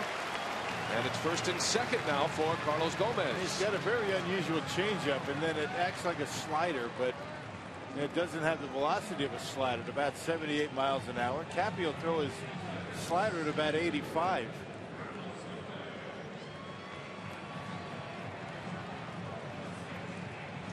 Now a big spot for the Brew Crew here. Gomez is up. Ryan Braun is on deck. 2 on with 1 away. Dodgers are coming together here as if they're discussing bunt coverage, but there is 1 out. Not sure Gomez would be bunting. Residents of Milwaukee, Ozaki, Racine, Washington, and Waukesha counties can purchase half-price tickets to Brewers games now through the 21st. Some restrictions apply. Visit brewers.com/5county.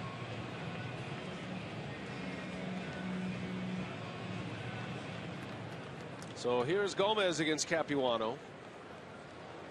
Capuano has retired him twice, and he got him to pop up both occasions.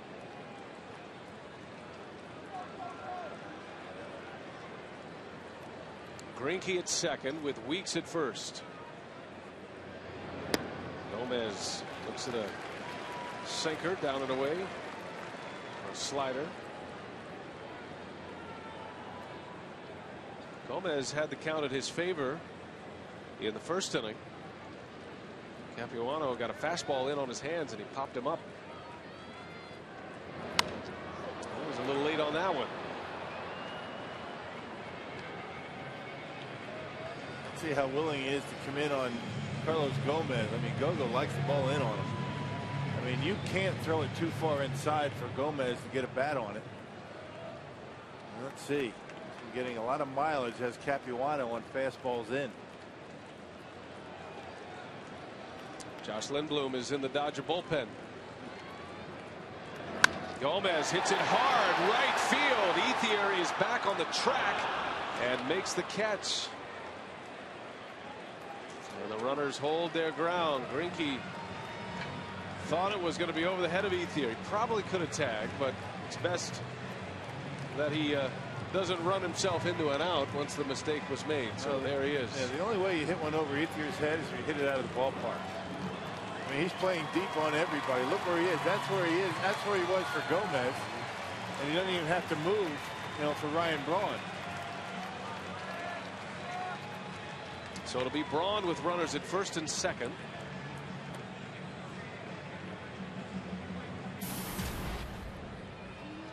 Ryan had an at-bat in the third inning with Weeks at second base. Capuano retired him. A fly out to left field. And a bouncer to Gordon. Capuano is going to get out of the inning, pumping his fist all the way to the Dodger dugout. Brewers strand 2, still 2-1 Los Angeles.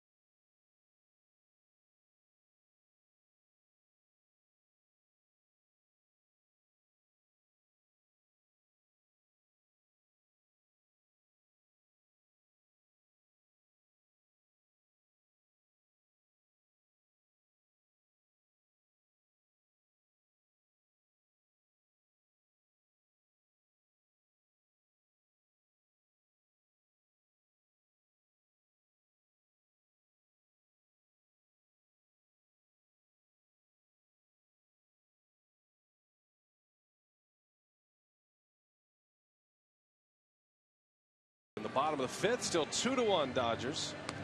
And our carsoup.com email the booth question, Rock, comes from Ken and Ken Osha. How do you see the NL West shaping up this season?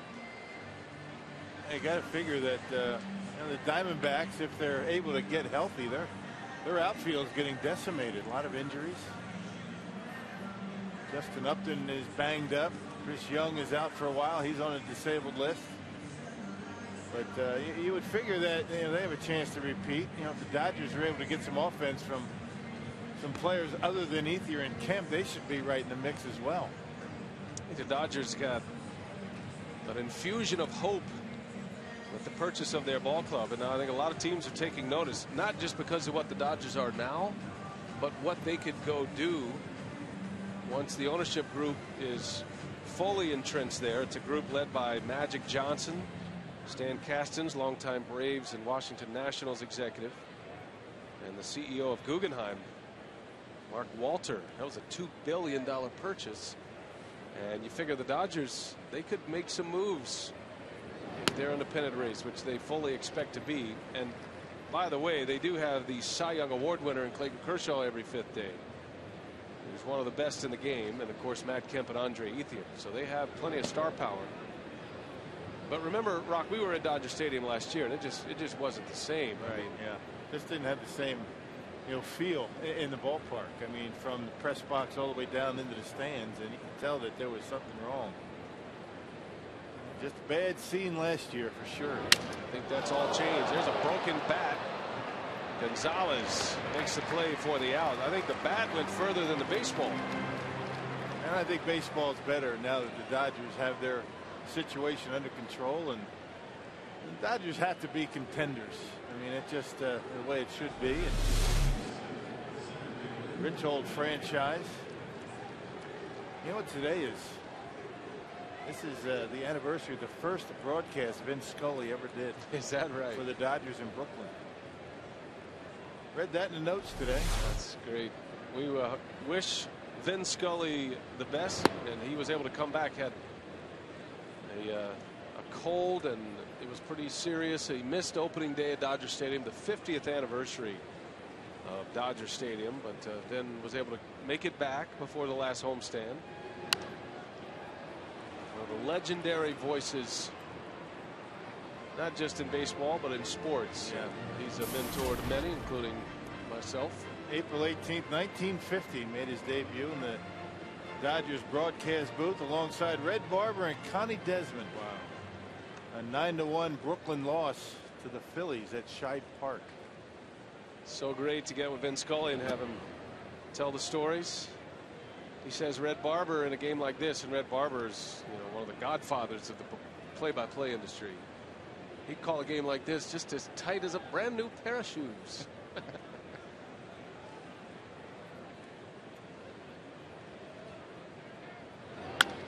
Kemp on the ground to Gonzalez. And there is out number 2. So Greinke back-to-back ground outs in the 6th inning. 2 gone for Andre Ethier. One of my favorite quotes from Vince Scully about his broadcasting job. You know what I'm going to say. It pays well and there's no heavy lifting. That's right. That's a great line. I use it quite a bit. Yeah. He's one of the best. He's a great person too. That's what we love about Vin Scully. He doesn't travel anymore outside the division. He'll travel to Colorado and Arizona, but we don't see him much in Milwaukee. Matter of fact, I think the last time he was here was in 2007 for opening day. The Dodgers opened here. Yep, he came here for the season opener. Yep.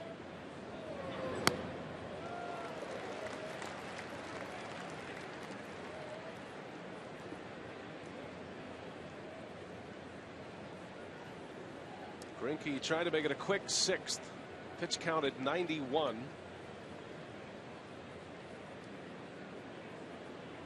And Ethier waves and misses. He tried to hold up, just could not. It's 1-2. Ethier will be a free agent at season's end unless he and the Dodgers work out a contract.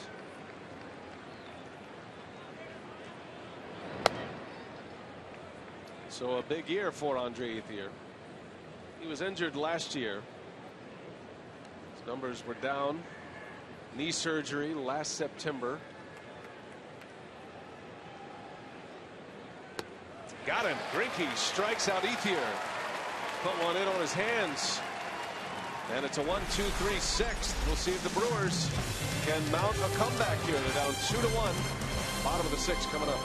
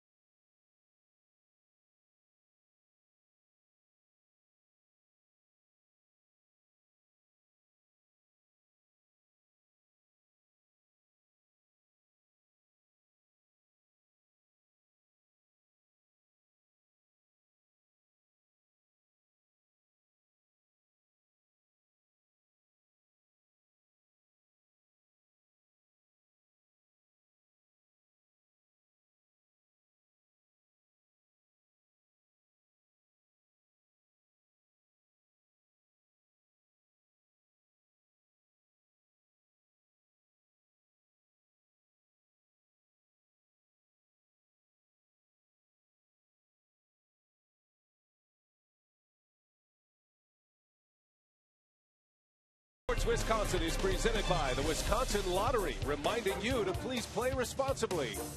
And by Miller Lite, because when friends come together, it's not just a good time, it's Miller time. Miller Park on a Wednesday night. Game 2 of this series with the Dodgers. And the Brewers are down 2-1. Ramirez into deep left center. He knows he got it. And we are tied. Wow. A bomb from Ramirez into the Harley-Davidson deck. Make your first one count, Aramis. Yes, he did. There was no cheating right there. I mean, he knew it as soon as he hit it. He loves to hit at Miller Park. And he is swinging the bat extremely well tonight. He's hit 3 balls right on the nose. Be nice to get Ramirez going. There's that fastball in, down and in, and good Ramirez, quick hands, and he knows it. And a tie game. Get hot. Now Corey Hart jumping on the first pitch. Matt Kemp, like the rest of us, admiring the distance on that one. This is way back. Bernie excited to jump on the slide tonight for the first time.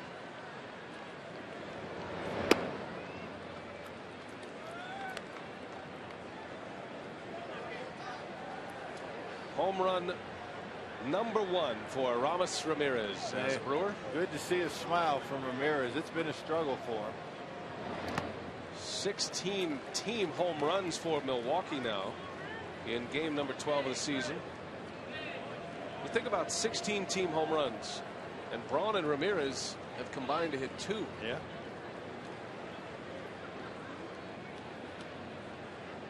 Hart's a club leader with 4 as he sends one down the line. Hairston perfectly positioned, and he makes the play for out number 1. Now the Powerball home run leaderboard. Now that Ramirez is on the board, see Corey Hart at the top, then George Gutaris, Gonzalez, Lucroy, and Weeks all with 2 apiece. 16th home run for the Brewers as a team coming into play today. The Cardinals had 16. Arizona Diamondback, as usual, they've got 15. Cardinals got a home run tonight from Carlos Beltran, his 5th already. St. Louis, by the way, leads Cincinnati 5-1. They're in the 6th inning in St. Louis. Cardinals are out to an 8-3 start. And Beltran's hit 5 homers. That's some kind of pickup, wasn't it? So far. Yeah, it's early yet. You talk about offense and how it could very well be another year for the pitcher. The Cardinals coming into play today lead the National League with a .293 batting average as a team. Next closest, the Phillies at .259. There's a big difference between first and second. I remember Greinke shut out the Cardinals, 7 shutout innings. So doing that kind of damage despite those scoreless innings here at Miller Park. Gonzalez down on strikes. Capuano has come back strong with 2 quick outs after the home run by Ramirez. Now Matt Gamble a circuit for the first time of the season. Last night, Powerball home run number 1 for Matt Gamble, and his first big league home run since 2009. Starting to get more comfortable at the plate each and every day. Ron Renicky has started him for every one of the first 11 Brewers game, now 12. Trying to settle in and doing a nice job at the plate. Gamble had his best home run season last season. He had 28 dingers in AAA Nashville last year. Well, the minor league schedule is just 140 games long. Gamble hit 28 homers, drove in 96 runs in 128 games. Yeah. Big production. D. Gordon will take care of Gamble, so Capuano gives up the home run, retires the side in order after that. But Aramis Ramirez is on the board. A game-tying homer in the bottom of the 6th.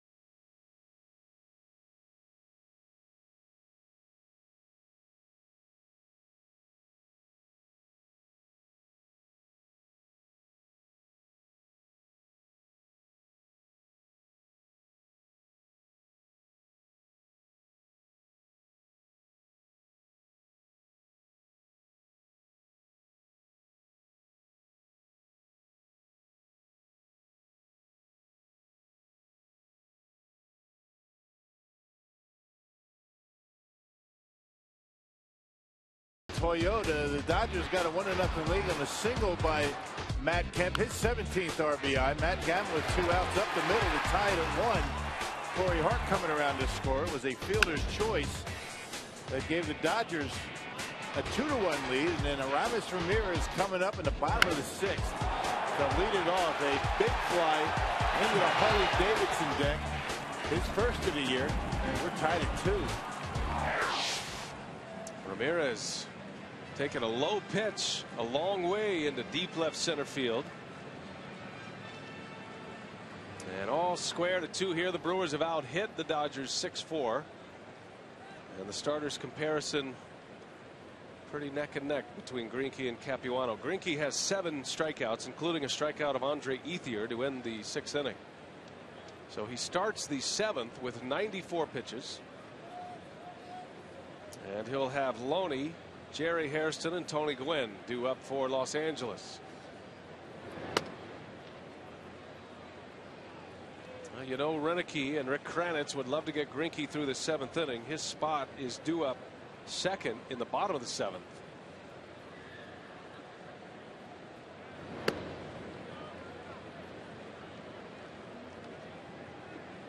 Dodgers took the early lead. They scored in the 1st on a Matt Kemp RBI single. Brewers tied it on a Gamble RBI in the 2nd inning. Dodgers went on top in the 5th. There's a strike, 2-1 on Loney. Feels a lot like last night's game. Yes, actually. it does. Back and forth. Low scoring game. Good to see the Brewers starting rotation starting to put things together. Back-to-back very good starts. Loney lifts one in the air. Gonzalez will make the call. He's there for out number 1. And for $20, get 1 ticket to the Brewers game on August 17th. 1 voucher for select Timber Rattlers games, plus a free T-shirt. Visit Brewers.com/Timber Rattlers. Now, Rock and I want to welcome Violet Marie Faulkner into the world. She was born April 6th. Congratulations to Adam and Erica Faulkner. And our stats man Mike, a grandpa once again. So a new member to the Brewers stats team. As Hairston jumping on the first pitch, playable for Hart. Out number 2. Got to make a correction on that last read. You know, I said August 17th. It's April 27th. Ah, well, I knew what you meant. I don't know how that happened, but I guess just make up a date. Well, both months, you know, begin with A and the there's a 17th 7 at the end. I mean, I don't know. Maybe I'm seeing things. I don't know. Are you feeling all right? You've been sweating a lot tonight. Yeah, I think too much coffee. I got to cut back.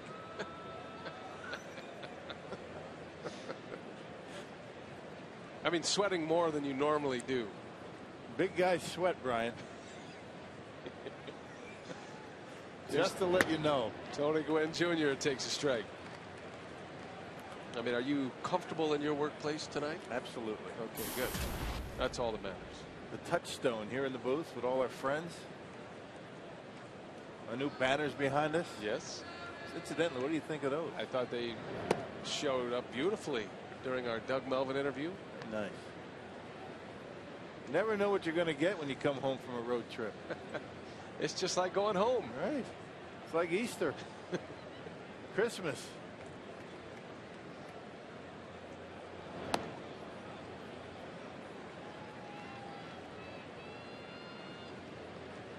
Well, it's great to be at Miller Park and our terrific crew here. Greinke now at 102 pitches, but he has 2 outs in the 7th. Gwynn takes one off the plate. 3 balls and a strike on Gwynn. So Tony signed a 2-year deal with the Dodgers. Happy in Los Angeles. Former Brewer traded to San Diego. And then ultimately winding up in Los Angeles.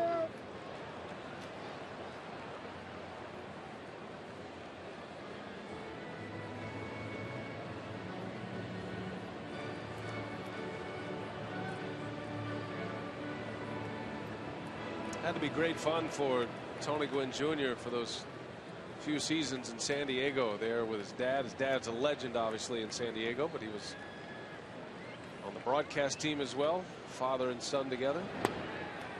And Gwynn draws the walk. Well, that's a 2-out base runner. Gwynn aboard for the second time. And here comes A.J. Ellis.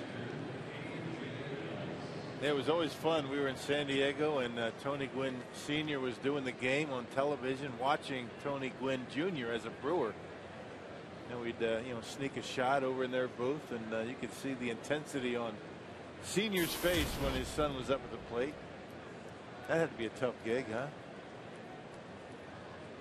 2 years in San Diego, Gwynn. Tony Gwynn Jr. As Ellis takes a strike. Well, the Brewers trying to wiggle through the 7th with Zach Greinke on the mound.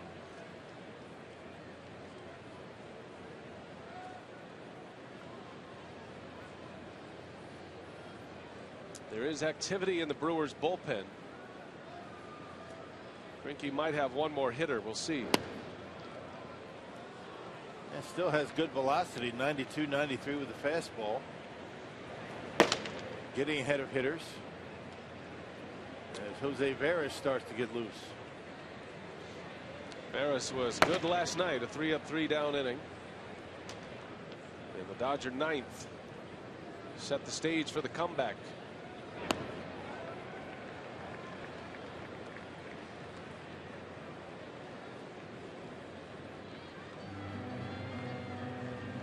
See Greinke taking a little more time between pitches.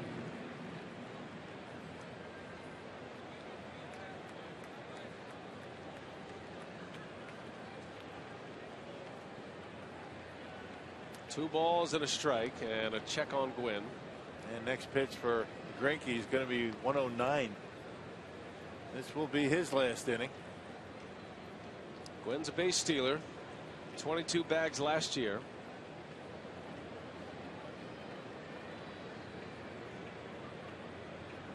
And there he goes. And Lucroy's throw to second. One hops out is the call. What a pickup by Ricky Weeks to get the tag on Gwynn. Caught stealing. Inning over. Game still tied at 2 apiece. Check out these hands. What a great shot.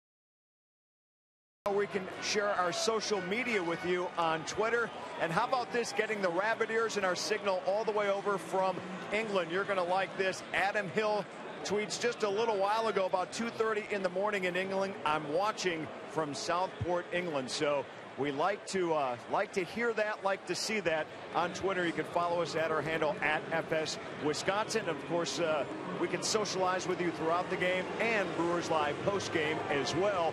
in for a fantastic finish all the way to England tonight. Brian? All right, Craig, thanks. Craig dating himself with the rabbit ears, huh? Yeah. Not many. There's a whole people. generation going rabbit ears. What's happening? My kids don't know what that is. No idea. Juan Rivera will take over in left field. A double switch here for the Dodgers and Don Mattingly. And the new pitcher is Josh Lindblom. Man, he's been pretty good. 6 2/3, 5 appearances, has not allowed a run. 2-2 game.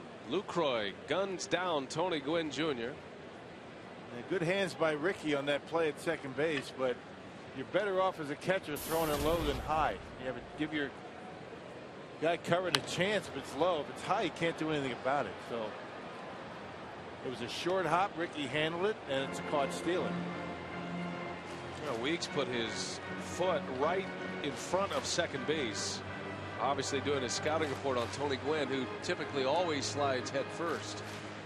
And Gwynn slid right into the out. It's a great play from Ricky Weeks to end the inning. Got Greinke through 7. And now we'll see if the Brewers can take a lead here and give Greinke an opportunity to win his 13th consecutive game without a loss at Miller Park.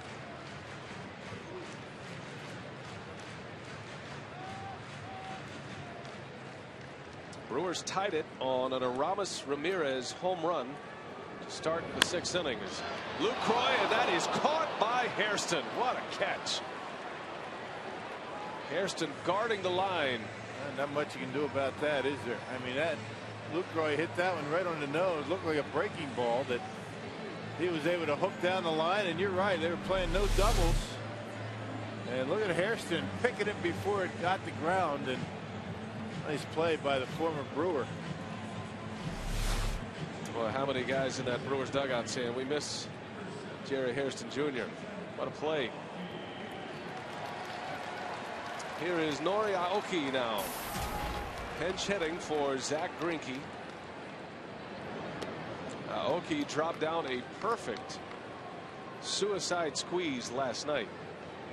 I asked Nori today through his translator, Kosuke Anaji, when the last time he was up there in a suicide squeeze situation.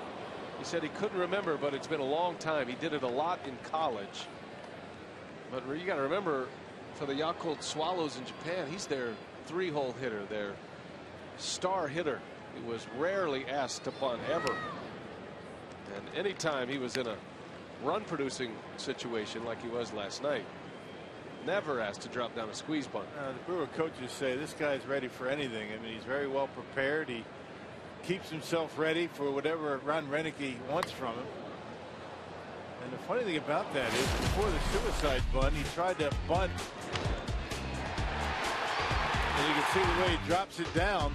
That was a 2-1 count, and Gamble takes off perfectly, and Aoki able to drive in the run. That gave the Brewers a lead. 2-2 to Aoki. But that entire at bat, he was squaring around the bunt. I mean, he was. It looked as though he was trying to safety squeeze a couple of times. That's 4 in a row, was it? Yeah, four bunt attempts. He took the first. Payoff pitch is in there for a strike. Aoki disagrees, but down he goes as Lindblom punches out the pinch hitter. Right on the outside corner, but he missed his spot. It was a little bit low according to Aoki, but it looked like a pretty good pitch. Yep, right down the middle. So 2 men are out here as we go to the top of the order. Ricky Weeks.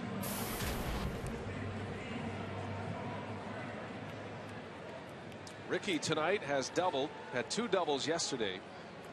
He drew a walk in the 5th inning as well.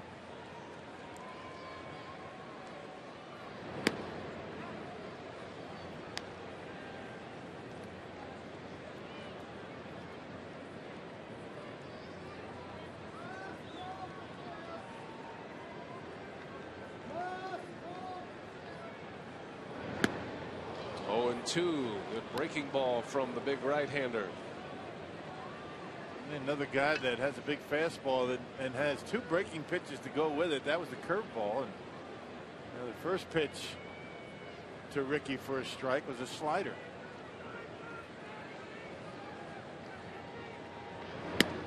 Got him. Lindblom, impressive. Retires the side in order with a couple of strikeouts. To the 8th we go, all tied at 2.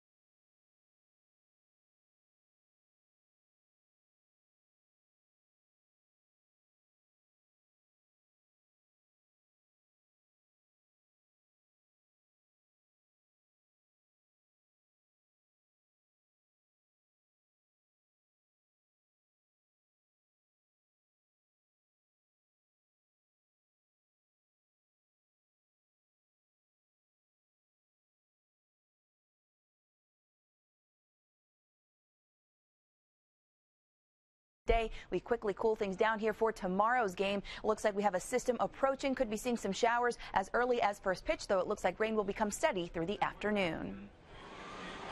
And don't forget, our Miller Lite What's on Tap shows us that the Brewers and the Dodgers a matinee tomorrow, and that's an hour earlier than the day games typically are. That's the new standard here during the week. So a businessman special. 11:30 a.m. is airtime for Brewers Live, and the first pitch just after high noon tomorrow. And then the Rockies come to town beginning Friday. Let's get you caught up here if you're just joining us. Chris Capuano, the former Brewer, making the start. 6 innings, 2 earned runs. He and Zach Greinke hooked up in a dandy tonight. Neither will factor in the decision. Greinke is out 7 innings, gives up 2 runs, strikes out 7. Ramirez with his first Brewers home run. He tied it in the 6th inning, leading off. And that's where we sit. As we move to the 8th, we're set up for another fantastic finish. Francisco Rodriguez is on the mound. He'll pitch the 8th. And he'll face A.J. Ellis, who was at the plate when Gwynn was caught stealing to end the last inning. There's strike 1 from K-Rod. You know he's anxious to get back on the mound tonight. Yeah, gave up that home run to Andre Ethier to give the Dodgers a short-lived lead. That was last night. It was a blown save for K-Rod, but the fact that the Brewers came back and won extended their streak. Milwaukee's put together a pretty impressive run now. They've won 47 straight games when they take the lead into the 8th inning. They have not lost a game since July of last year when they lost to the Arizona Diamondbacks. 47 in a row, yeah, with an 8th inning lead. Speaks well of that bullpen, doesn't it? You know, times when perhaps K-Rod might, blow a save and you bring in Axford, Brewers end up winning. A lot of that at home, I would imagine. Ellis is hitless tonight, although he did drive in a run in the 5th that gave the Dodgers the lead. It's an RBI fielder's choice. Dodger catcher leading off the 8th. And in on the hands. Routine fly ball for Gomez. Out number 1 for Rodriguez.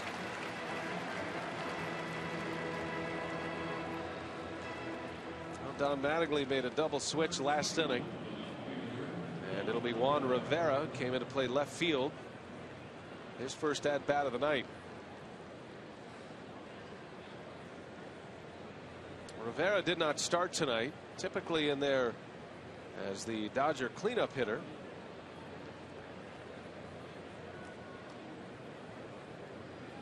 So a big bat off the bench for Mattingly. He hits with 1 gone here in a 2-2 game. Yeah, Rivera 1 for 4 last night with a double, and he was the final out of that 8th inning. Rodriguez got him to fly out the right.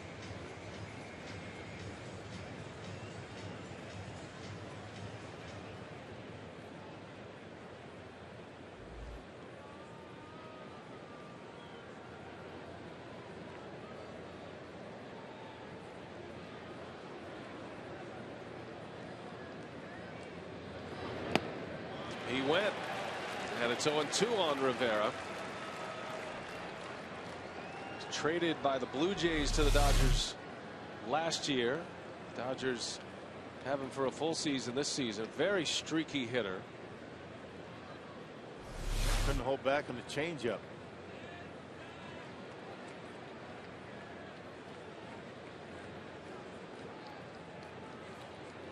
Oh, 2 pitch, and Rivera lays off.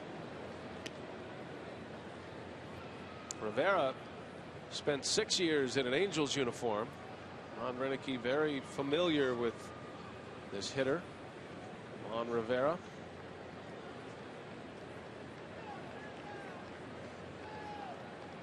Renicky, the bench coach with the Angels during Rivera's time. That was a pretty potent combo in Los Angeles with the Angels, with Rivera and Vladimir Guerrero. Chopper over to third. Ramirez takes the big hop, and there's out number 2. It's time to take a look at our Jimmy John's high-speed delivery. Greinke got his fastball up to 95 miles an hour tonight. Chris Capuano topping out at 91. And he'll throw maybe 2 or 3 pitches at that velocity. He's going to live around 92, 93. And no surprise with Capuano. He didn't throw very hard, but he threw well again. He's thrown well against the Brewers in 3 starts. Yeah, he has. Saw a good start from him as a Met last season. 2 gone. Here's D. Gordon. Boy, that had to get Aramis Ramirez thinking a little bit. Ramirez was about 3 or 4 steps in on the grass, and Gordon whistled one by him foul. He said, "You sure you want me to play here?" And he's not budging.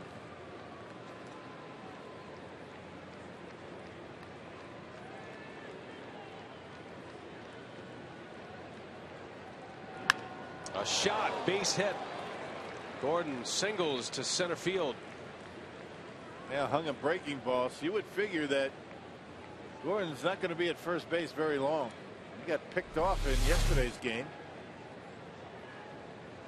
Breaking pitch, down and in, and Frankie left it up a little bit and almost got a piece of K-Rod. Now, Don Mattingly was a great hitter in his time, and he feels like D. Gordon is going to be a very good major league hitter. He sees a lot of quality tendencies with the way he goes about his at-bats. Gordon is the National League leader in steals right now with 7. Actually leads all of baseball. And a pitch out, not going. And then K-Rod with that big high leg kick. Takes a while to get rid of it. This is going to be a tough matchup for Lucroy. Big time speed at first, and a guy that takes a while to get rid of it on the mound. K-Rod takes the Greg Maddux approach to base runners, though. He's okay giving up a stolen base here or there. He's not going to change what he does as Ellis takes a ball. Now it's 2-0. It looks as though in his first 2 pitches he's trying to speed up a little bit, and because of that, 2 pitches out of the zone.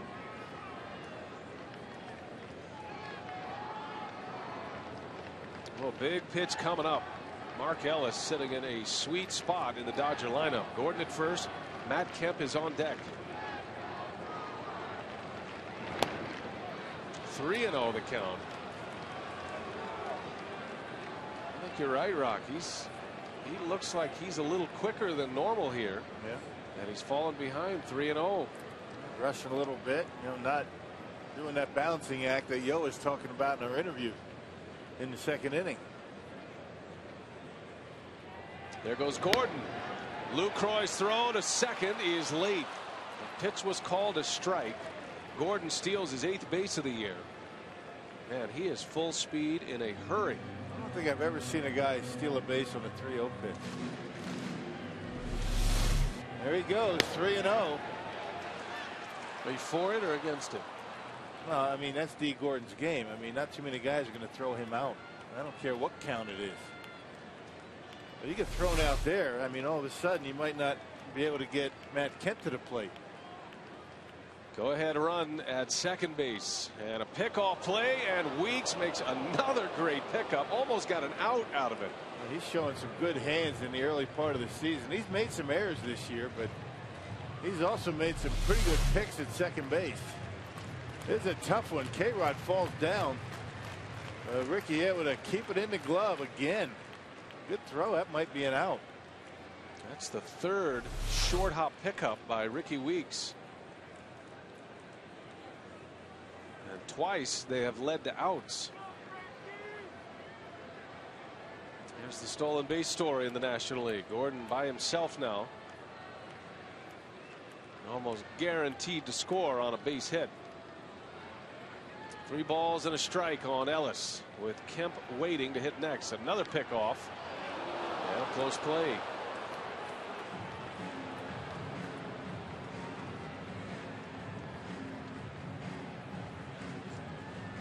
This is what a good base steal will do to you. I mean, really, this is a perfect example of how a guy like D. Gordon can disrupt a pitcher. Got everybody moving around. He's got K-Rod thinking about him. Ricky Weeks is covering the bag close. Yeah, we saw it last night with Carlos Gomez. The 3-1, and that's high, ball 4, and now K-Rod will have to deal with Matt Kemp, the hottest hitter on the planet right now. And an anxious manager in the Brewer dugout.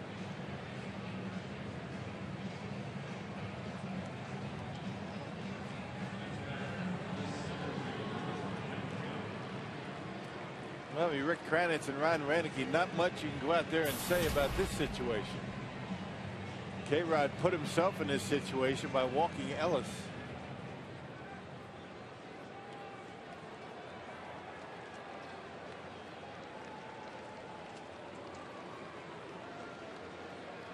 I remember last night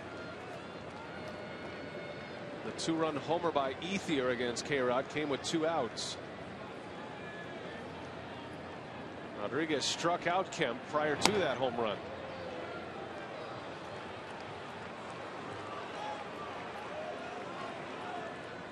And those are the numbers. 0 for 5, 3 Ks.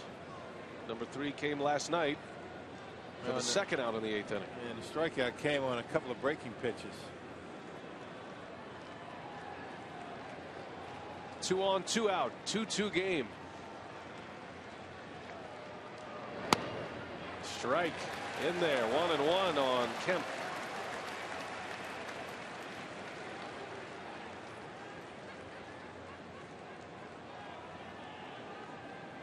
Kemp began the day as the league's leading hitter. Drove in a run with a single in the first. He's 1 for 2 today, a single and a walk. Hitting .467 for the year. Another try, close again. It really doesn't matter how close you keep D. Gordon. If Kemp gets a base hit, he's going to score. He's that fast. A lot of times you'll see a pitcher try and keep a guy close to keep him from scoring on a hard hit ball into the outfield, but good luck with D. Gordon.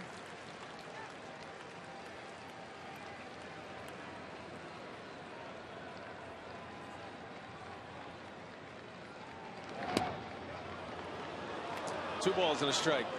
Just missed. All 3 of them fastballs to Kemp, and all 3 very good pitches. Only 1 of them for strikes, though.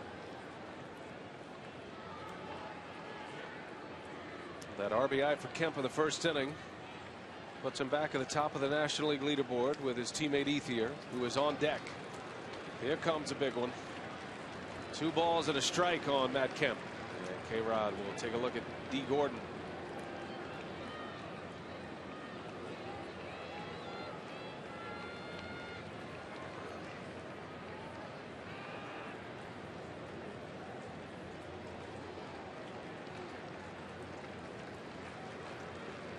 Anxious crowd here at Miller Park. And there's a strike. Back to the fastball for Rodriguez, and it's 2-2. And that's got Matt Kemp thinking a little bit at home plate. Yeah, he's probably up there looking for something off speed, and all 4 pitches have been fastballs on the outside corner. Now they're up. They want a K from K-Rod.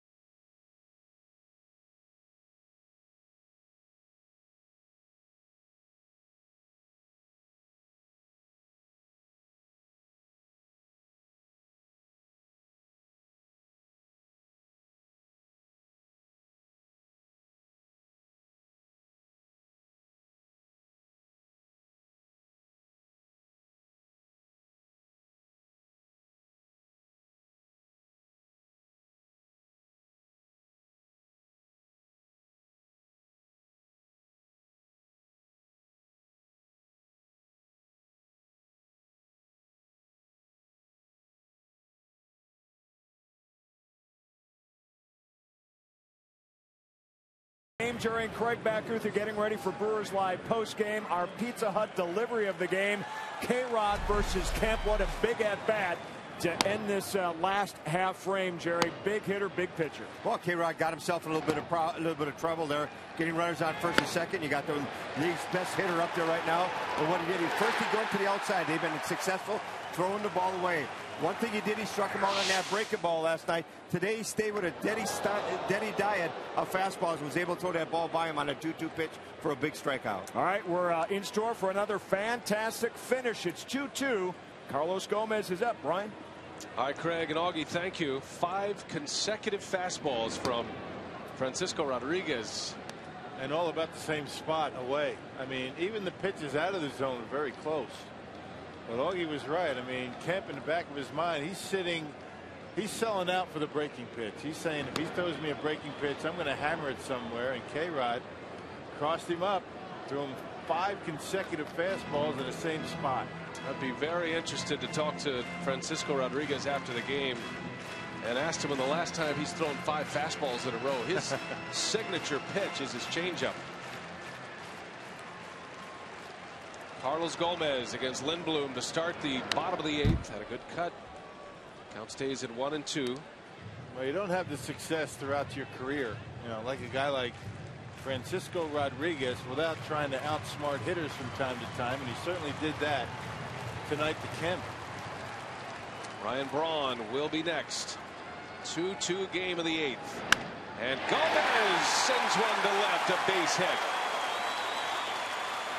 Now the Dodgers have D. Gordon, the Brewers have Carlos Gomez, and now the wheels will start spinning for the Dodger battery here. Well, now you're going to see how Gomez can disrupt a pitcher and an infield. We saw it with D. Gordon. And look at Gomez. I mean, he's really been on everything so far this year. Second time in as many at-bats, he's hit the ball right on the nose. Yeah, good follow through. Look at the way he goes down with the knees and gets that breaking pitch. And you can't ask for a faster guy on first base. Braun bats with MVP chance raining down on him.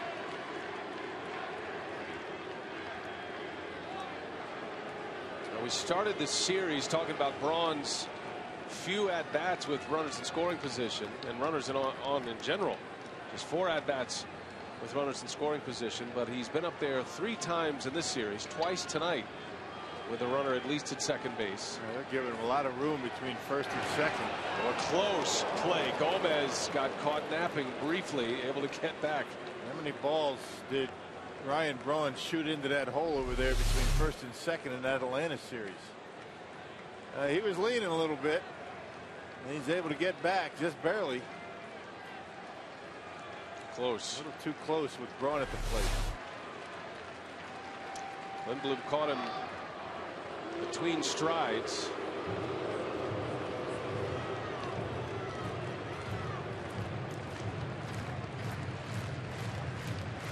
Don Mattingly now has to play the game that Ron Renicky played in the top of this inning.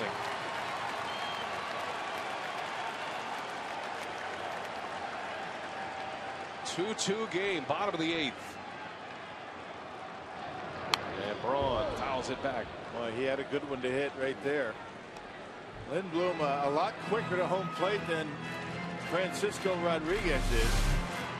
Check this out. I'd like to have that one again.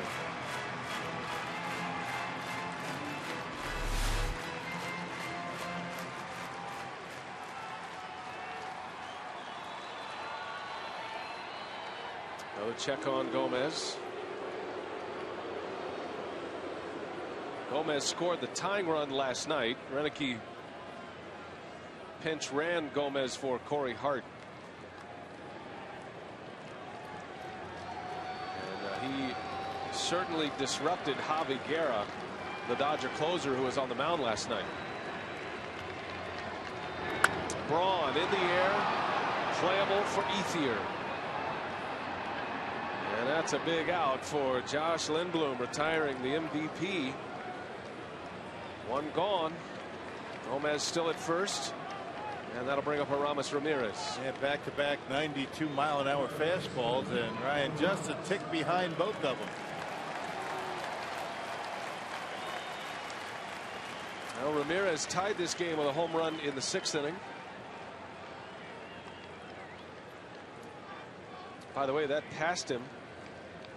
Past Ron Say for 8th place all time on the home run leaderboard for third baseman. He was tied with Say, the Penguin, and Dodger. another former Cub, and Dodger, right? Yeah. Right.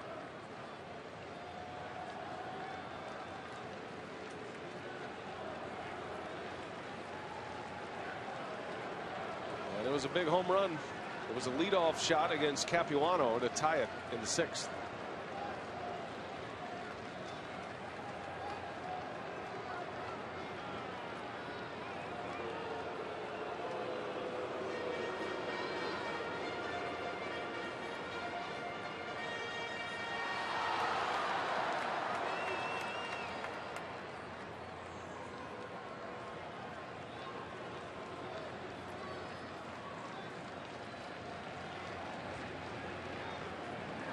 Ramirez pops it up. And Ellis makes a catch for the out. 2 gone, 2 big outs. Well, Ramirez's first Brewers home run. Marshfield Clinic's shining moment of the game. That fastball down and in, and Ramirez on the first pitch puts one in the seats to pass the Penguin. Frustrating at bat for Ramirez there. 2 hits tonight, 2 for 4 at the plate. A big out for Lindblom. Now Corey Hart. Gomez still at first base. Lindblom gets Braun and Ramirez on pop-ups. He just can't get a good read on Lindblom, who's doing a good job varying his delivery. Holding a little bit, getting rid of it quickly. At the plate presented by Wendy's. Hart doubled and scored in the second inning.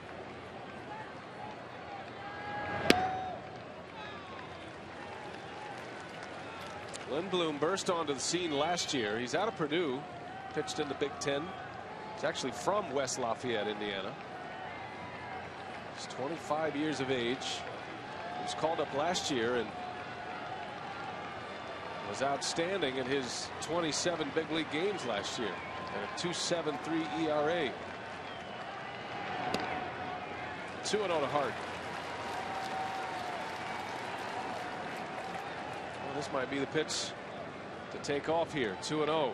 And you figure Lindblom's going to throw a strike. He doesn't run on this pitch. 2-1, the ideal count to run.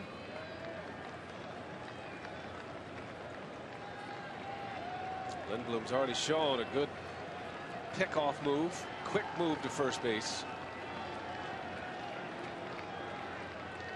There he goes, and a swing and a miss. Throw to second is in time. Gomez gunned down. Perfect throw from A.J. Ellis. And a promising start to the 8th inning. Ends at second base.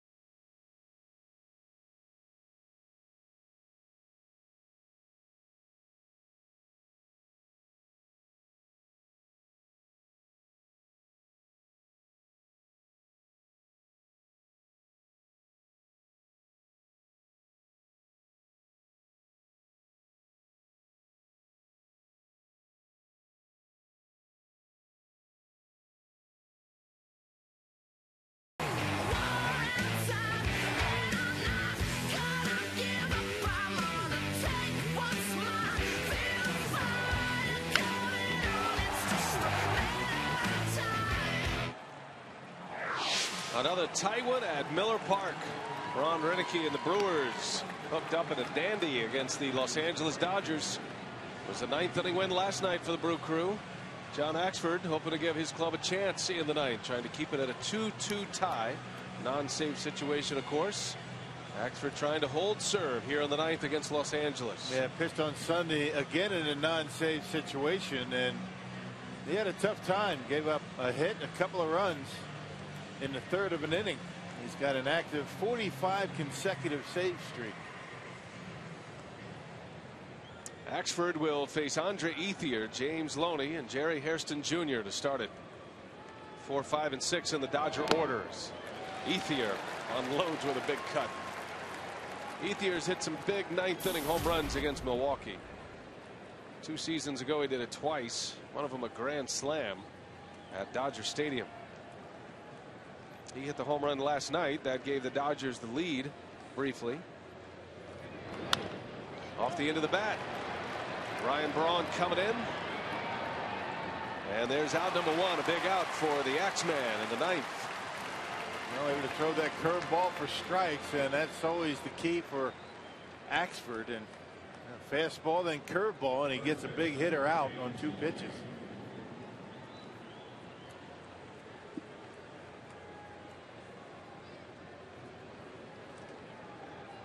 And it'll be James Loney now. Hitless tonight, 0 for 3 with a strikeout. Zach Greinke started. He went 7 tonight. He pitched well, struck out 7, surrendering 2 runs. They were both earned. K-Rod worked a scoreless 8th. Even though he gave up a hit and a walk with 2 outs, he struck out Matt Kemp to end the inning. That brought them to their feet here.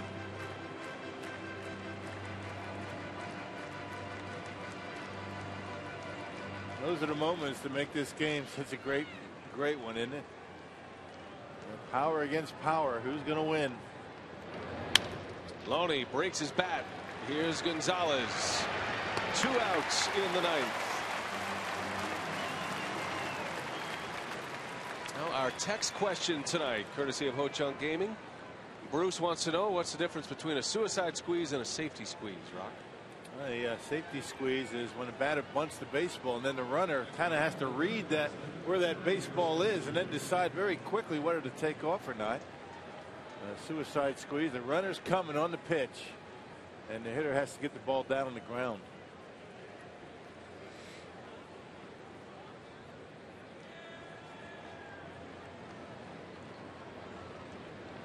So 2 men are out. And a strike from Axford on Jerry Hairston Jr.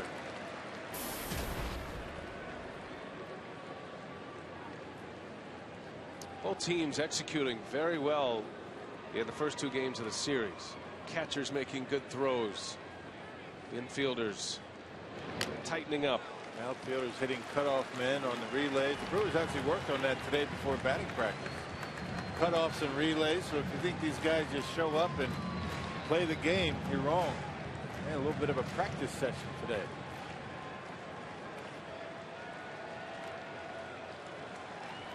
Oh, and 2 on Hairston. 2-2 game. Axford trying to get the Brewers to the dugout in that 2-2 tie. That might have been a strike. That's why Axford's smiling. It was supposed to be neck high, but looked like it was right at the knees down the middle of the plate.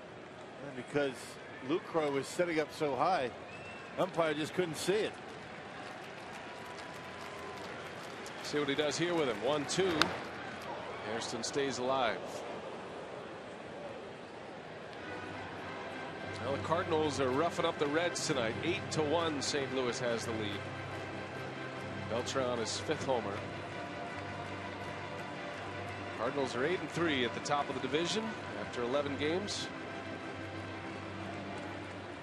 Brewers trying to get back to 500 with a win tonight. Here comes a 1-2. 2-2 now.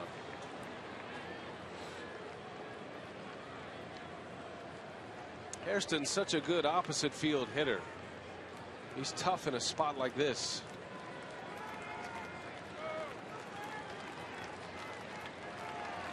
He's made some terrific defensive plays at third base in this game.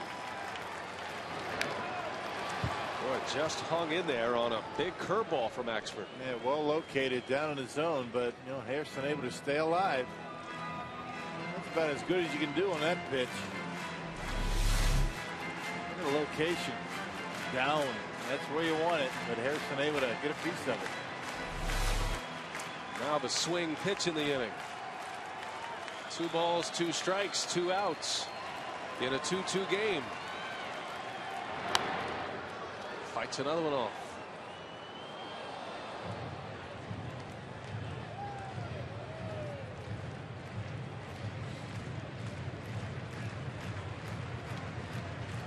Already seen 7 of the 11 that Axford has thrown.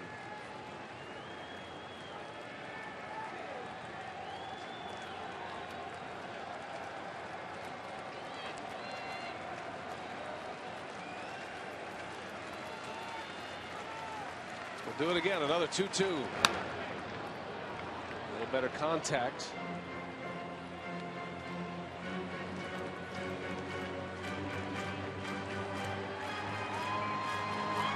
We see the Fox tracks how Axford is working to Jerry Hairston Jr. Had some pitches down the middle, but those were One of those with those curveballs down in the zone and a couple of 96-mile-an-hour fastballs.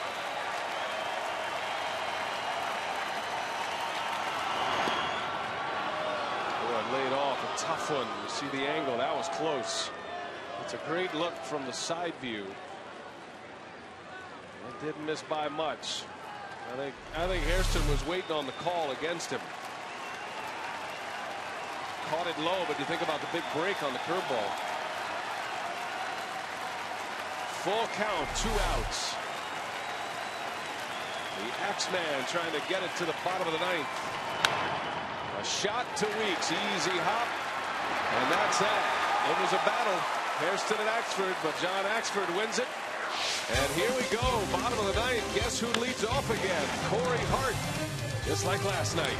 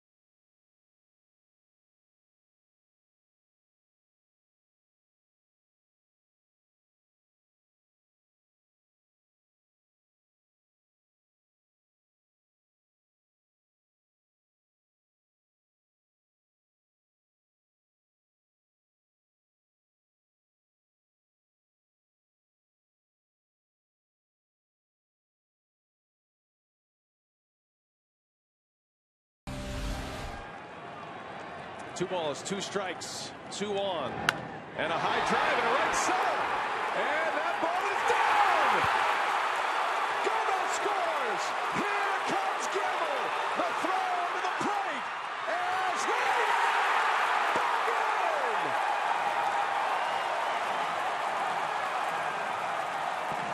What a finish!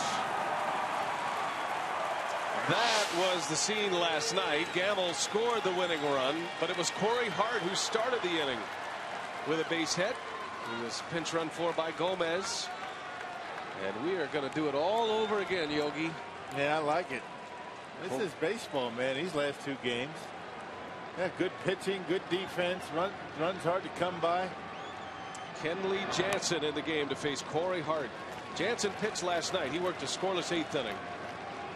And just plowed right through the Brewers' top of the order with Morgan and Braun and Ramirez. He was impressive in a 3-up, 3-down 8th last night. This guy's got 13 punch-outs in 8 innings of work so far this year. This is his 8th appearance already. Somebody's getting to him. He's got a .450 earned run average. They gave up a couple of runs against the Padres in his first outing of the year. And then 2 runs against San Diego last week. Big cut and a miss. 1 ball, 2 strikes on Corey Hart.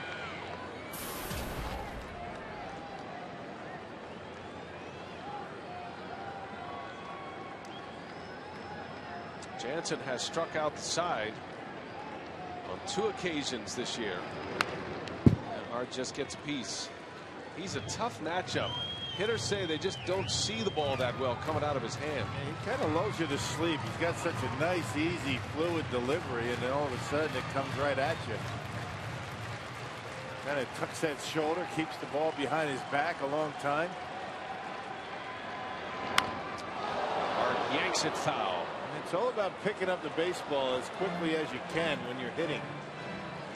When you get a guy that can hide it, the ball just comes at you really without being able to see it all that well. Those are the guys that are tough to hit. Just 24 years of age. Corey Hart leading off in a 2-2 game in the ninth. And he got him. Jansen strikes him out. 95-mile-an-hour fastball from Kenley Jansen. Out number one. They call it easy cheese down in the dugout. Just tell you, he doesn't put forth a whole lot of effort.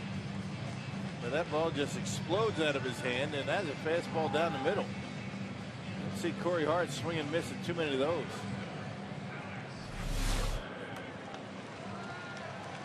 6'5", Kenley Jansen, a native of Curacao. Got a home run presence at the plate in Alex Gonzalez. And he takes a strike from Jansen. Well, what a story this would be for Gonzalez, returning to the team after the birth of a child. In a spot to do some damage, possibly win a game for the Brewers. Into left field. Rivera, playing deep, is there for out number 2. Well, taking away the extra base hit makes those catches pretty easy, but Gonzalez down on the end of the bat on a breaking pitch, the first one from Jansen in this inning.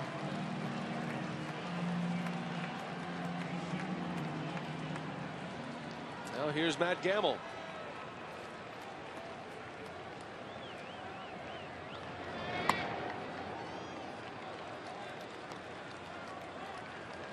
Gamble in a big spot, 2 away. He drove in a run with a single in the second inning. He's 1 for 3 tonight. They got in on his hands. That gives you an idea about Jansen. The radar gun says 92. Gamble, you know he's looking dead red for a fastball, and he jammed him. Yeah, particularly after he threw a breaking pitch that missed.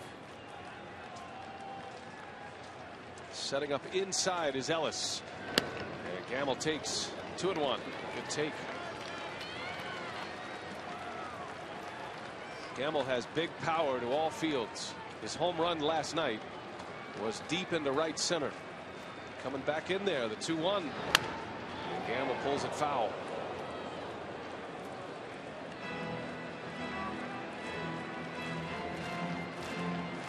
Where most right-handed pitchers have a little tail on their fastball, Jansen has a little cut to it. It's not a cut fastball, but it has just a little bit of movement to keep the ball off the barrel of the bat. The last 2 pitches did that.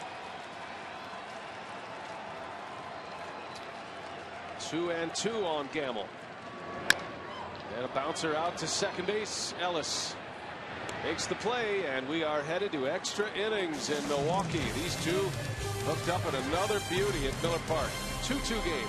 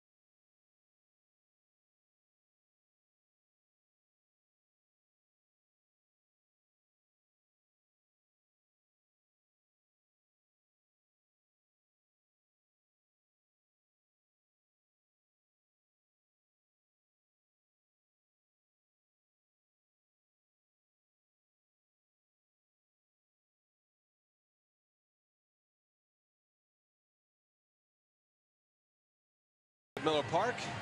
And we're going to extra innings, all tied at 2. Extra innings are presented by Jack Link's Beef Jerky. All season long, Jack Link's Beef Jerky. Feed your wild side. So some moves made.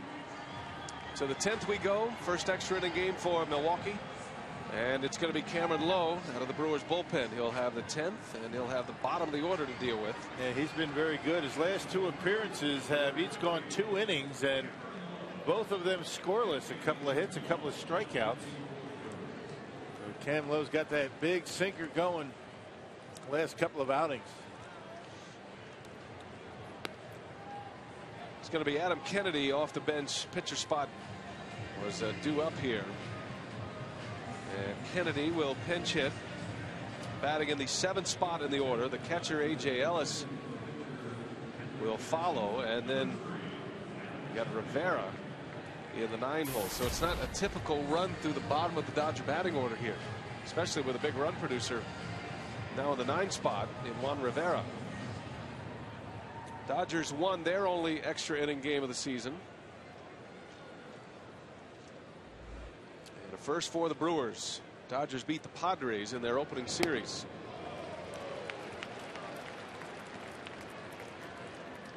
The 6'8" Cameron Lowe. As we mentioned, he's been throwing strikes with the sinker, and the curveball has been a good pitch for him too, and that's what he started Kennedy with, a curve.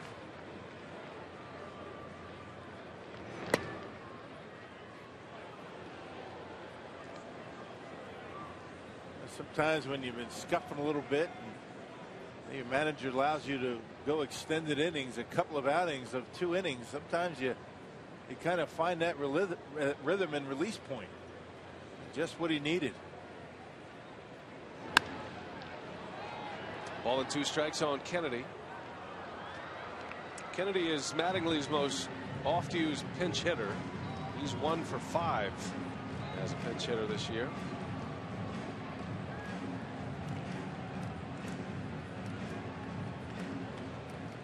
Former Angel. This guy was the MVP of the ALCS back in '02.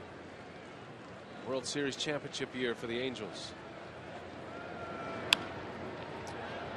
Shallow left, slicing into the seats. Kennedy has that inside out stroke as well. He was tough on the Brewers as a member of the Cardinals. Good contact hitter, shoots the ball around the diamond pretty well. Veteran hitter that a lot of teams that are hoping to get to the postseason or contend like to pull off their bench late in the game.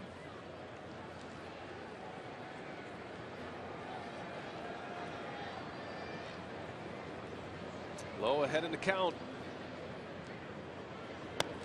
And he just missed. Good take from Kennedy. And Lowe thought he had it. Pretty good pitch.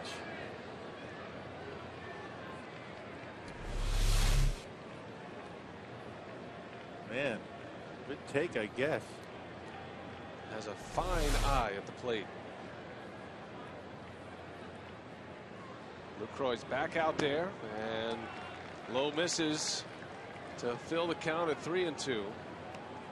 Kennedy was with the Mariners last year. He's bounced around a little bit since his days with the Angels.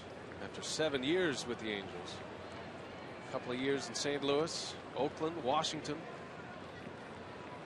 Back in the National League with the Dodgers. Has 1 hit this year. He's 1 for 9 at the plate. Bouncer to Weeks. And the ground ball pitcher gets a ground ball out for out number 1 here in the 10th. And that's his game, and he has to throw a strike. He can get a ground ball when he gets on top of it. And stands tall, throws with that downward plane, and he gets that natural sink.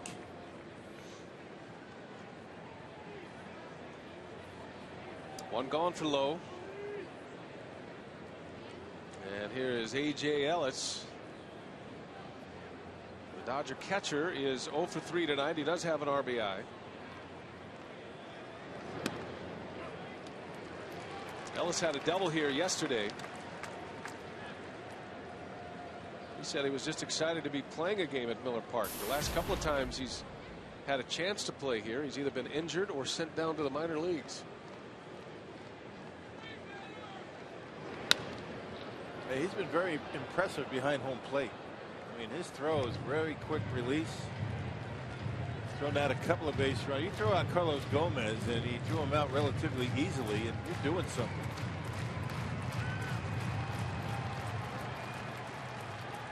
And that doesn't happen very often. Cut down Gomez in the 8th inning. Gomez had led the inning off with a single.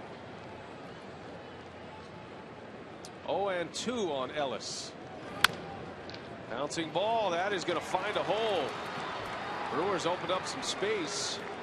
And Ellis sneaks one through the infield for a 1-out single. And there's the go-ahead run at first base for Los Angeles. Well, not very much speed at first base. That's the good news. The bad news, Ramirez coming up, and then the top of the order. Sneaking one in.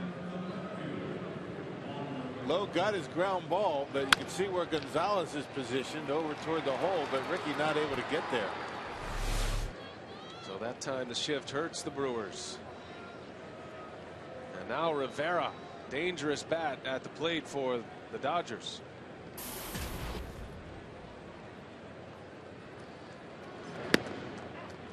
Rivera entered this game on a double switch. That's why he's hitting in the 9 spot.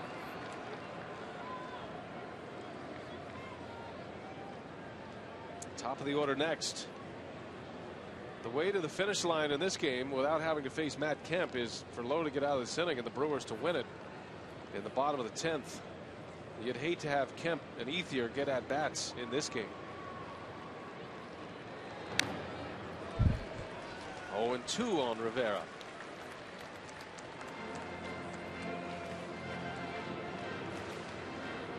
Rivera now 33 years of age. Dodgers picked him up last year thinking they were going to make a push. They had such a great August, trying to push their way back into the pennant race. Ultimately won by the Diamondbacks in the West. Rivera shot to third, chance for 2. Ramirez, Weeks, Gamble, double play. Inning over. Still tied at 2. We go to the bottom of the 10th. The Brewers go around the horn and turn 2, and now can they pull off a victory here against Los Angeles?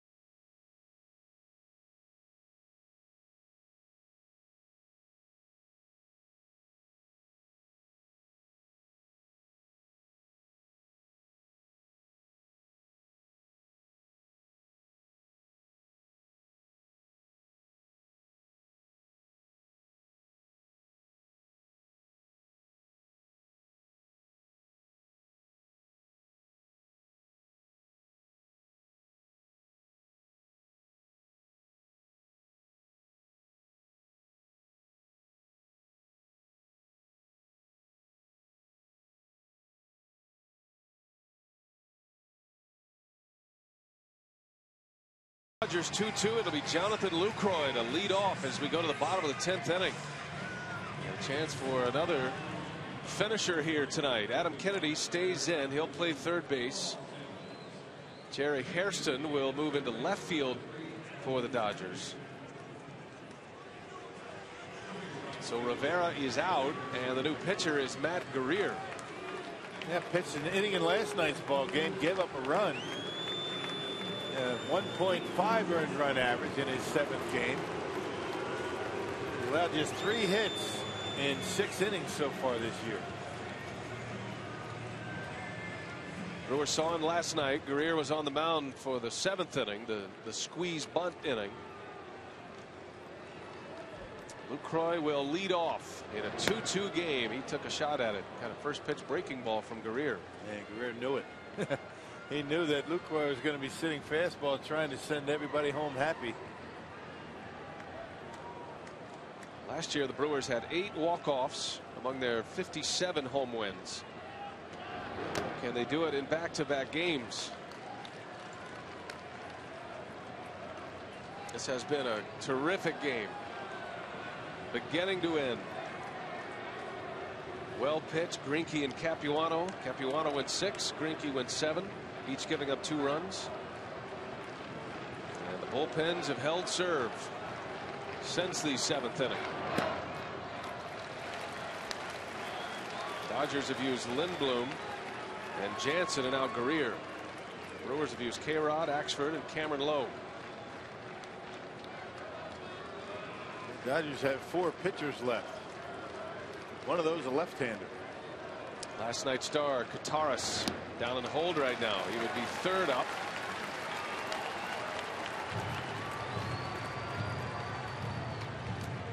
Renicky has Izturis in the on-deck circle. In the pitcher spot. So a decision to be made whether it's going to be Izturis or Kataris next. As Lucroy draws the walk. And that means Izturis will hit, and Izturis likely to be bunting here. Here comes Nyjer Morgan to pinch run for Lucroy. A good start to the 10th for Milwaukee. You get as good a speed as you possibly can. You've got George sitting on that bench, and not a bad option late in the game. Let's see how the Brewers are going to play it. I'd imagine Izturis is up there to bunt. And A.J. Ellis wants to talk it over with Greer. So Kataris, for the time being, pulled back. Not sure a scenario that he would hit, possibly for Gomez if it gets there, but I guess, Rock, if Lucroy doesn't reach, Kataris. Yeah, you try to hit the home run. You try to end it with a home run, and now you got Izturis up to bunt, and then you bring in the top of the order to the plate. So here's Izturis with Morgan at first, popped it up. And an out. Brewers unable to execute. First out of the inning. Easy as it gets for Kennedy to make that play. Well, check out Izturis. Watch him bring the bat back toward his body, and the barrel of the bat goes down. Got to get that bat head out in front, make the barrel above the handle, and no way you can pop it up. Can't let that ball get back into you too much. Ricky Weeks with one away. Morgan has great speed at first. All eyes on him. Does he try to steal? Can he score from first on an extra base hit? The Dodger outfielders are extremely deep. Trying to prevent just that. I don't know about you, but I think the Brewers are a little gun shy the way Ellis has been throwing the baseball. Yeah, good point.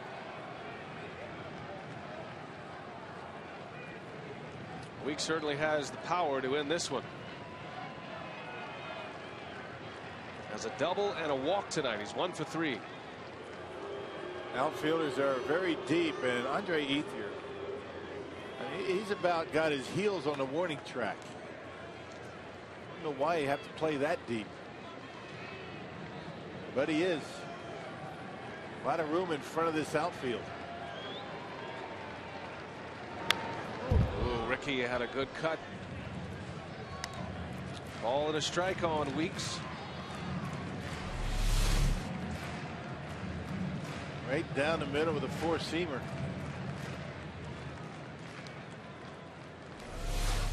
Weeks, an all-star last year, had a 20-homer season. Missed 6 weeks due to an ankle injury. He had a shot to hit 30 last year from the second base position before the injury. Morgan goes. Breaking ball. Throw to second is into center field. Morgan on his way to third. A huge moment here in the 10th. Stolen base and an error, and now the winning run is 90 feet away. Well, we haven't seen a throw like that from A.J. Ellis. Hey, his arm dropped. It was a breaking ball. Good jump by Nigel Morgan, and not even close at second base. I mean, that throw wasn't even in the vicinity, and Brewers with the winning run at third base with 1 out. Boy, how that changes the inning. A lot of ways to get a run in here, and that Dodger outfield that was standing on the warning track now in a position to try to make a throw as deep as they're comfortable with, I guess, Rock, to make a throw here. Well, you play the depth where you feel as though you can make a throw to home plate and get an out, and that is normally different for every outfielder. No, the way Ron Renicky, rolls the dice with a lot of different things in these situations, Don Mattingly not going to mess around, and he wants to make sure that everybody knows what's going on. I think he wants to go with a 5-man infield. Yeah, you're right. Well, Jerry Hairston, remember, started this inning in left field. He's the perfect candidate, and Mattingly's going to pull a page out of the Renicky book as well. In a spot like this, you go with 5 infielders. Well, you change the glove, you put the infield glove back on, and take your position. Everybody in on this discussion. I guess the only question is, where do you put Hairston? Kennedy in the game as the third baseman. You can move him around as you see fit. The Brewers do this a lot in these situations, and it's typically Ryan Braun who comes in and plays the infield. You got a 2-1 count on Weeks.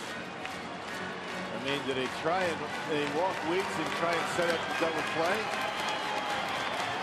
And Ron Renicky wants to have a chat, trying to get a sense for what's going on out there. What was he talking about?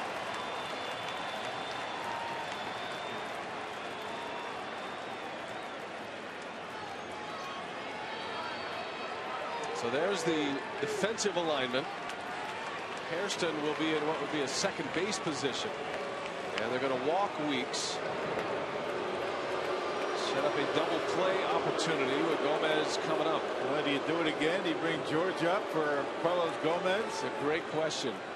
I mean, Gomez has been swinging the bat well, but Kataris has been the guy, and here he comes.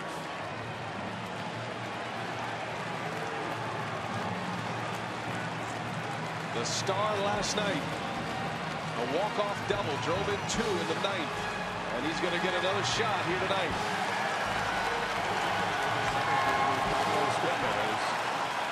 Number 9, George Kataris.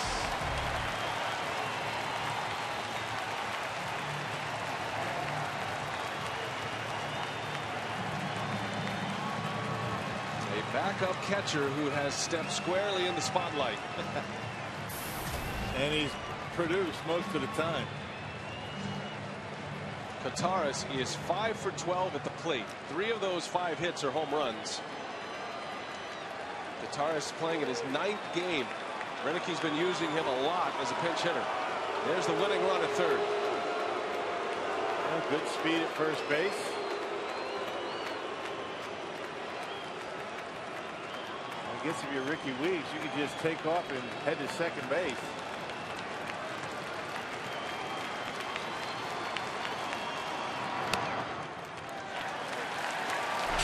Last night, George Kataris, pinch hitting, had 2 strikes on him and drove one into the gap at right center. Gomez and Gamble scored. Gamble was the winning run. The Dodgers the Brewers stole one from the Dodgers last night. Pinch hit game winner for Kataris. He's back in there tonight. Kataris is tied for the club high at RBIs with 8. 5 of those have come as a pinch hitter. He's 2 for 5 off the bench. Interesting, the Dodgers aren't making any effort to turn 2 here. They can't turn 2 the way they're positioned.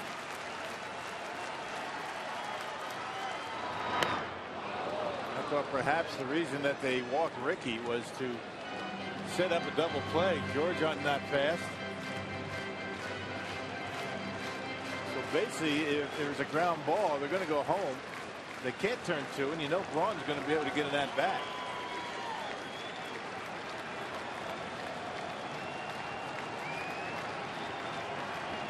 The potential winning run at third base with one away, and a pickoff play almost worked. Yeah. Wow. Smart play by Guerrier. Yeah, the fake the third, go to first, it very rarely works, but when it does, it's usually in a huge situation. Watch Ricky spinning his wheels. You can't see him yet, but here he goes. He gets back. He's in full panic mode right I think there. his heart stopped. Here's the 1-1. Weeks takes off. No throw. Second and third now.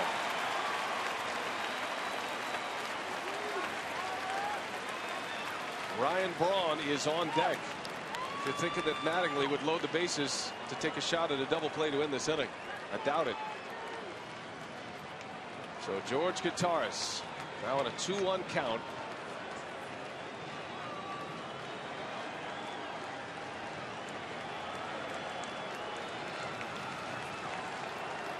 Five-man infield for the Dodgers.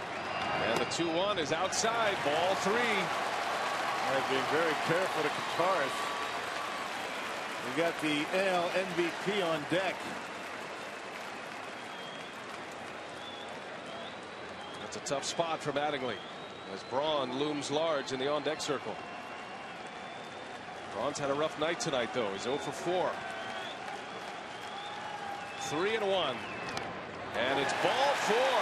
Guerrier content to throw breaking balls. And now the bases are loaded. And here comes Braun.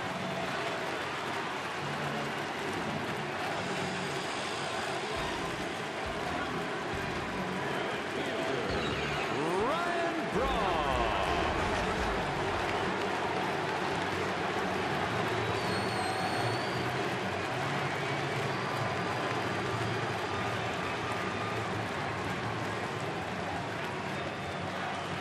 Over 30,000 at Miller Park. He's done it 5 times in his career. The last time was against the Rockies last September. Bases loaded. The only run that counts, that matters, the one at third base, Nigel Morgan.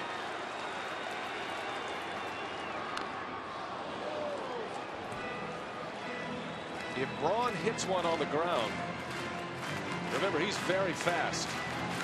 Dodger infielders, they're going to have to make a decision whether they try to turn it up the middle or come to the plate. Tough guy to double up. Yeah, especially with that defense. Only 2 outfielders out there. Kemp and Ethier both throw the ball well. Here's the 0-1 to Braun. And a fly ball sending Kemp back. This is going to be close. Morgan tags. Kemp makes the catch. Here comes a throw. And Morgan slides. Save! Ball game! Back-to-back nights. The Brewers win it in their final at bat.